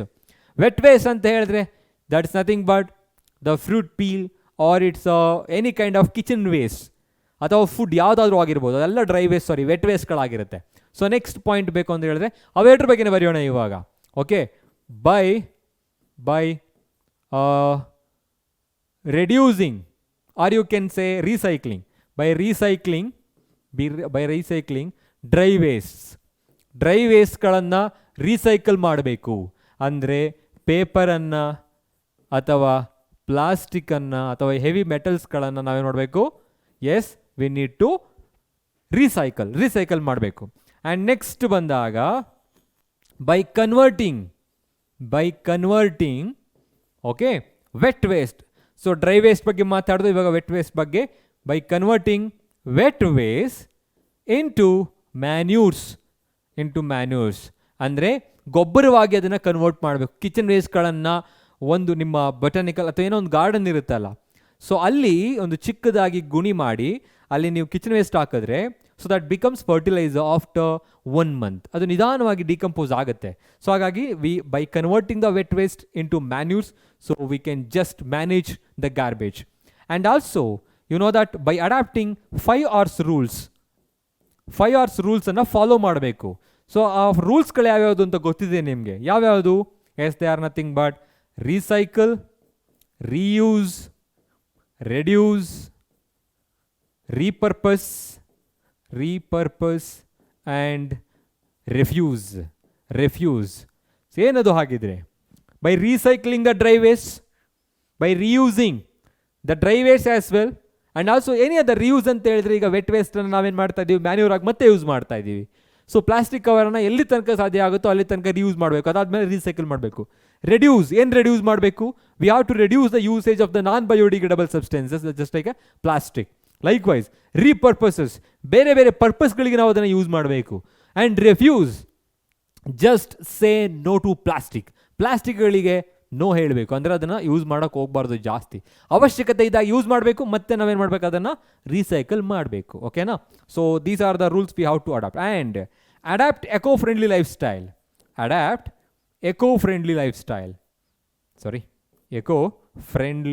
lifestyle. Okay, what is the meaning of eco-friendly lifestyle here? Means just carry the cotton bag. So instead of carrying plastic, so instead of asking one more plastic bag, ನಾವು ಎಲ್ಲೋ ಒಂದು ಅಂಗಡಿಗೆ ಏನೋ ಒಂದು ತೊಗೊಳಕ್ಕೆ ಹೋಗ್ತೀವಿ ಅಂತ ಹೇಳಿದ್ರೆ ಅಲ್ಲಿಗೆ ಹೋದಾಗ ಒಂದು ಪ್ಲಾಸ್ಟಿಕ್ ಬ್ಯಾಗನ್ನು ಕೇಳುವ ಬದಲು ನಾವೇ ನಮ್ಮ ಜೊತೆ ಏನು ಮಾಡಬೇಕು, ಒಂದು ಕಾಟನ್ ಬ್ಯಾಗನ್ನು ಕ್ಯಾರಿ ಮಾಡಬೇಕು. ಅವರು ಕಾಟನ್ ಬ್ಯಾಗ್ ಕೊಡ್ಬೋದು, ಆದರೆ ಅಲ್ಲೂ ಕೂಡ ಏನಾಗುತ್ತೆ, ವೇಸ್ಟ್ ಆಗುತ್ತೆ ಮೆಟೀರಿಯಲ್ಸ್ಗಳು. ಇನ್ಸ್ಟೆಡ್ ಆಫ್ ಹಳೇ ಕಾಲದಲ್ಲಿ ನೋಡಿರ್ಬೋದು ನೀವು, ಅವ್ರು ಏನಾದರೂ ಒಂದು ಮಾರ್ಕೆಟ್ಗೆ ಹೋಗಬೇಕಾದ್ರೆ they always use to carry a cotton bag. ಒಂದು ಕಾಟನ್ ಬ್ಯಾಗನ್ನು ಕ್ಯಾರಿ ಮಾಡ್ತಾಯಿದ್ರು. ಇವತ್ತಿಗೂ ಕೂಡ ನಾವೇನು ಮಾಡಬೇಕು, ಕಾಟನ್ ಬ್ಯಾಗನ್ನು ಕ್ಯಾರಿ ಮಾಡಬೇಕು, ಆ ಮಟೀರಿಯಲ್ಸ್ಗಳನ್ನ ತೊಗೊಂಬರ್ಬೇಕು. ಸೊ ಹಾಗಾಗಿ ಅಡ್ಯಾಪ್ಟ್ ಎಕೋ-ಫ್ರೆಂಡ್ಲಿ ಲೈಫ್-ಸ್ಟೈಲ್. ಅದು ಎಕೋ ಅಂತ ಹೇಳಿದ್ರೆ ಒಂದು ಕಾಟನ್ ಬ್ಯಾಗನ್ನು ಯೂಸ್ ಮಾಡೋದು. ಸೊ ಸೇ ನೋ ಟು ಪ್ಲಾಸ್ಟಿಕ್ಕನ್ನು ಯೂಸ್ ಮಾಡದೇ ಇರ್ತಕ್ಕಂಥದ್ದು. ಜೊತೆಗೆ ಪೇಪರ್ಗಳನ್ನು, ಡಿಸ್ಪೋಸಬಲ್ ಮೆಟೀರಿಯಲ್ನ ಏನು ಮಾಡಬೇಕು, ಅವಾಯ್ಡ್ ಮಾಡಬೇಕಾಗತ್ತೆ ಇಲ್ಲಿ ಇವಾಗ. So we need to reduce or avoid what is that? Disposable materials. Disposable material ಅಂದರೆ ತುಂಬಾ ಇರುತ್ತೆ ಇವಾಗ. ಸೊ ಯೂಸ್ ಆ್ಯಂಡ್ ಥ್ರೋ ಅಂತ. ಯೂಸ್ ಆ್ಯಂಡ್ ಥ್ರೋ ಕಲ್ಚರಿಂದ ಏನಾಗ್ತಾ ಇದೆ, just we are lasting everything. So that's why we need to avoid that disposable material. So these are the things we need to adapt in your life to save the nature. I will explain it once again. So what are the things we need to adapt? First one, by segregating, we need to segregate the wet waste and dry waste. And second one, we need to recycle the dry waste. We need to convert the wet waste into manures. So by that we are reusing that. Adapt 5 R's rules: recycle, reuse, reduce, repurpose and refuse. And adapt eco-friendly lifestyle. So plastic packaging material we have to avoid. And reduce disposable material, usage of disposable material. Use and throw culture we have to avoid. So these are the things we need to follow and adapt ಮಾಡ್ಕೊಬೇಕಾಗುತ್ತೆ. ಓಕೆನಾ? Next ನೋಡೋಣ. Yes, here you can observe few questions for you. If you have understood that whatever we have studied from the ozone till here, ಯಾಕೆಂದರೆ first ಕಾನ್ಸೆಪ್ಟಲ್ಲಿ ಏನೇನು ತಿಳ್ಕೊಂಡು food chain, food web, ecosystem ಎಲ್ಲ ಆಗಿದೆ. ಇವಾಗ ozone ಮತ್ತು management of ಗಾರ್ಬೇಜಲ್ಲಿ ಏನೇನು ತಿಳ್ಕೊಂಡು ಅದು ನೋಡೋಣ. Which of the following is responsible for the depletion of ozone layer? Thickness of ozone ಲೇಯರ್ನ ಕಾಸ್ ಮಾಡ್ತಕ್ಕಂಥ ಮಟೀರಿಯಲ್ ಯಾವುದು? CFCs, carbon dioxide, sulphur dioxide and DDT. Okay, among these, CFCs, also called, as I said, carbon compounds. So these are called CFCs. We were using that as a refrigerant or a coolant in refrigerators as well as in ACs use ಮಾಡ್ತಾ ಇದ್ದು, and that causes the ozone depletion. Okay, ಯಾವಾಗ ಅದು stop ಮಾಡಿದ್ರು ಅಂತ ಗೊತ್ತಿದೆಯಲ್ಲ? So Montreal Protocol or United Nations Environmental Programme in 1987 and from 1896 ಅಲ್ಲಿಂದನೇ ಏನು ಮಾಡ್ತಾರೆ, all the companies, manufacturing companies must manufacture the refrigerators or ACs which are free from CFCs. Carbon dioxide ಅಲ್ಲ, sulphur dioxide ಅಲ್ಲ, DDT ಅಲ್ಲ, dichloro diphenyl trichloro ethane. Next, which of the following are environmental friendly practices? This is a positive question where you are getting 3 answers. ಹಾಗಾಗಿ ಆ ಥರ ಕ್ವಶನ್ಗಳಿಗೆ positive question ಅಂತ ಹೇಳ್ತೀವಿ. Okay, so ಆ ಒಂದು ಕ್ವಶನಿಂದ ನಮಗೆ 3 ಇನ್ಫಾರ್ಮೇಷನ್ ಸಿಗ್ತಾ ಇರುತ್ತೆ. ನೆಕ್ಸ್ಟ್, ಯಾವುದು ಇದರಲ್ಲಿ ಎನ್ವೈರನ್ಮೆಂಟಲ್ ಫ್ರೆಂಡ್ಲಿ ಪ್ರಾಕ್ಟೀಸಸ್ ಆಗಿರುತ್ತೆ? Carrying a cloth bag to put purchases in while shopping ಮಾಡುವಾಗ ಪರ್ಚೇಸಸ್ಗಳನ್ನು ಹಾಕೊಳ್ಳೋದಕ್ಕೆ ಕಾಟನ್ ಬ್ಯಾಗನ್ನು ಅಥವಾ ಕ್ಲಾತ್ ಬ್ಯಾಗನ್ನು ಯೂಸ್ ಮಾಡೋದು ಫ್ರೆಂಡ್ಲಿ ಪ್ರಾಕ್ಟೀಸ್ ಆಗಿರುತ್ತೆ. ಕರೆಕ್ಟಾ? Yes. Next, switching off unnecessary lights and fans. Yes, of course, when you are moving out of your house, ಮನೆಯಿಂದ ಹೊರಗಡೆ ಹೋಗುವಾಗ, so we have to turn off the fans, any other electric gadgets including the fans. Switch off ಮಾಡಿದ್ರೆ ಅದು ಕೂಡ eco friendly lifestyle. We are saving that different types of power ದೆ, ಅಲ್ಲಿ power ಉಳಿತಾ ಇರುತ್ತೆ. ಸೊ ಹಾಗಾಗಿ this is also eco friendly lifestyle. Walking to school instead of getting your mother to drop you on her scooter. ಅಂದರೆ school ಹತ್ರದಲ್ಲಿದ್ದರೆ okay, ಇದು ಯಾವ ಥರ ಆನ್ಸರ್ ಆಗುತ್ತೆ ಅಂತಲ್ಲ. ಸ್ಕೂಲ್ ಹತ್ರದಲ್ಲಿದ್ದರೆ, if you are using your mother's bike or scooter, instead of asking them, we can walk and reach our destination. So by cycling like that, okay, so that instead of asking your mother to drop to your school by her scooter idu mukhya illi, okay, petrol diesel waste ಮಾಡ್ತಾ ಇದೀವಿ ಅಂತ ಅಲ್ಲಿ, ಓಕೆನಾ? So these are all the eco-friendly lifestyle. So all of these or all of the above are the right answer. So the right answer is, this is the right one, because ಎಲ್ಲದಕ್ಕೂ tick mark ಹಾಕಿರೋದ್ರಿಂದ this is the right answer ಅಂತ ಬರಿತಾ ಇದ್ದೀನಿ. Okay, so this is how we need to practice and this is how we need to follow and adapt. Okay, so now, yes, that was the thing we have discussed till now, from the beginning of the environment, ecosystem, types of ecosystem, components of ecosystem, and food chain, food web. Thereafter we have studied the differences in between them. Finally ozone depletion and management of garbage. If you have any doubts, ಇದರಲ್ಲಿ ಏನಾದರೂ ಡೌಟ್ಸ್ಗಳಿದ್ದರೆ ನಿಮಗೆ ಯಾವಾಗಲೂ ಹೇಳೋ ಹಾಗೆ YouTube ಸೆಕ್ಷನಲ್ಲಿ comment ಹಾಕಿ, ಓಕೆನಾ. ಡೌಟ್ಸ್ಗಳಿದ್ರೆ ಆ ಕ್ವಶನನ್ನು ಹಾಕಿ ಅಲ್ಲಿ. ಮತ್ತು ನೀವು ಫಿಸಿಕ್ಸ್ ವಾಲ ಆ್ಯಪ್ಗೆ ಹೋದರೆ ಕನ್ನಡ ಅಭಿಮನ್ಯು ಅಂತ ಸರ್ಚ್ ಮಾಡಿದ್ರೆ ಇದೇ ವೀಡಿಯೋಸ್ಗಳು ಸಿಗುತ್ತೆ. ಜೊತೆಗೆ ಇಂಪಾರ್ಟೆಂಟ್ ಕ್ವಶನ್ಸ್ಗಳನ್ನು ಮತ್ತೆ ನಾವು ವಿಡಿಯೋ ಮಾಡಿ ಹಾಕಿರ್ತೀವಿ ಅಲ್ಲಿ. ಸೊ PDF ಅನ್ನು ಡೌನ್ಲೋಡ್ ಮಾಡ್ಕೊಬೋದು. ಇಂಪಾರ್ಟೆಂಟ್ ಕ್ವಶನ್ಸ್ಗಳು ವಿಡಿಯೋ ಅಲ್ಲಿ ಸಿಗುತ್ತೆ, ಅಲ್ಲಿ ನೋಡ್ಬೋದು. ಫಿಸಿಕ್ಸ್ ವಾಲ app you can download that from your Google Play Store. Okay, ಅದ್ರ ಜೊತೆಗೇನಪ್ಪ ಅಂತ ಹೇಳಿದ್ರೆ ನಾರ್ಮಲ್ ಆಗಿ ಯೂಟ್ಯೂಬ್ ಸೆಕ್ಷನಲ್ಲಿ ಕಮೆಂಟ್ ಹಾಕಿ ಅದಕ್ಕೆ ಆನ್ಸರ್ ಪಡ್ಕೊಳ್ಳಿ, ಓಕೆನಾ. So till then, thank you so much.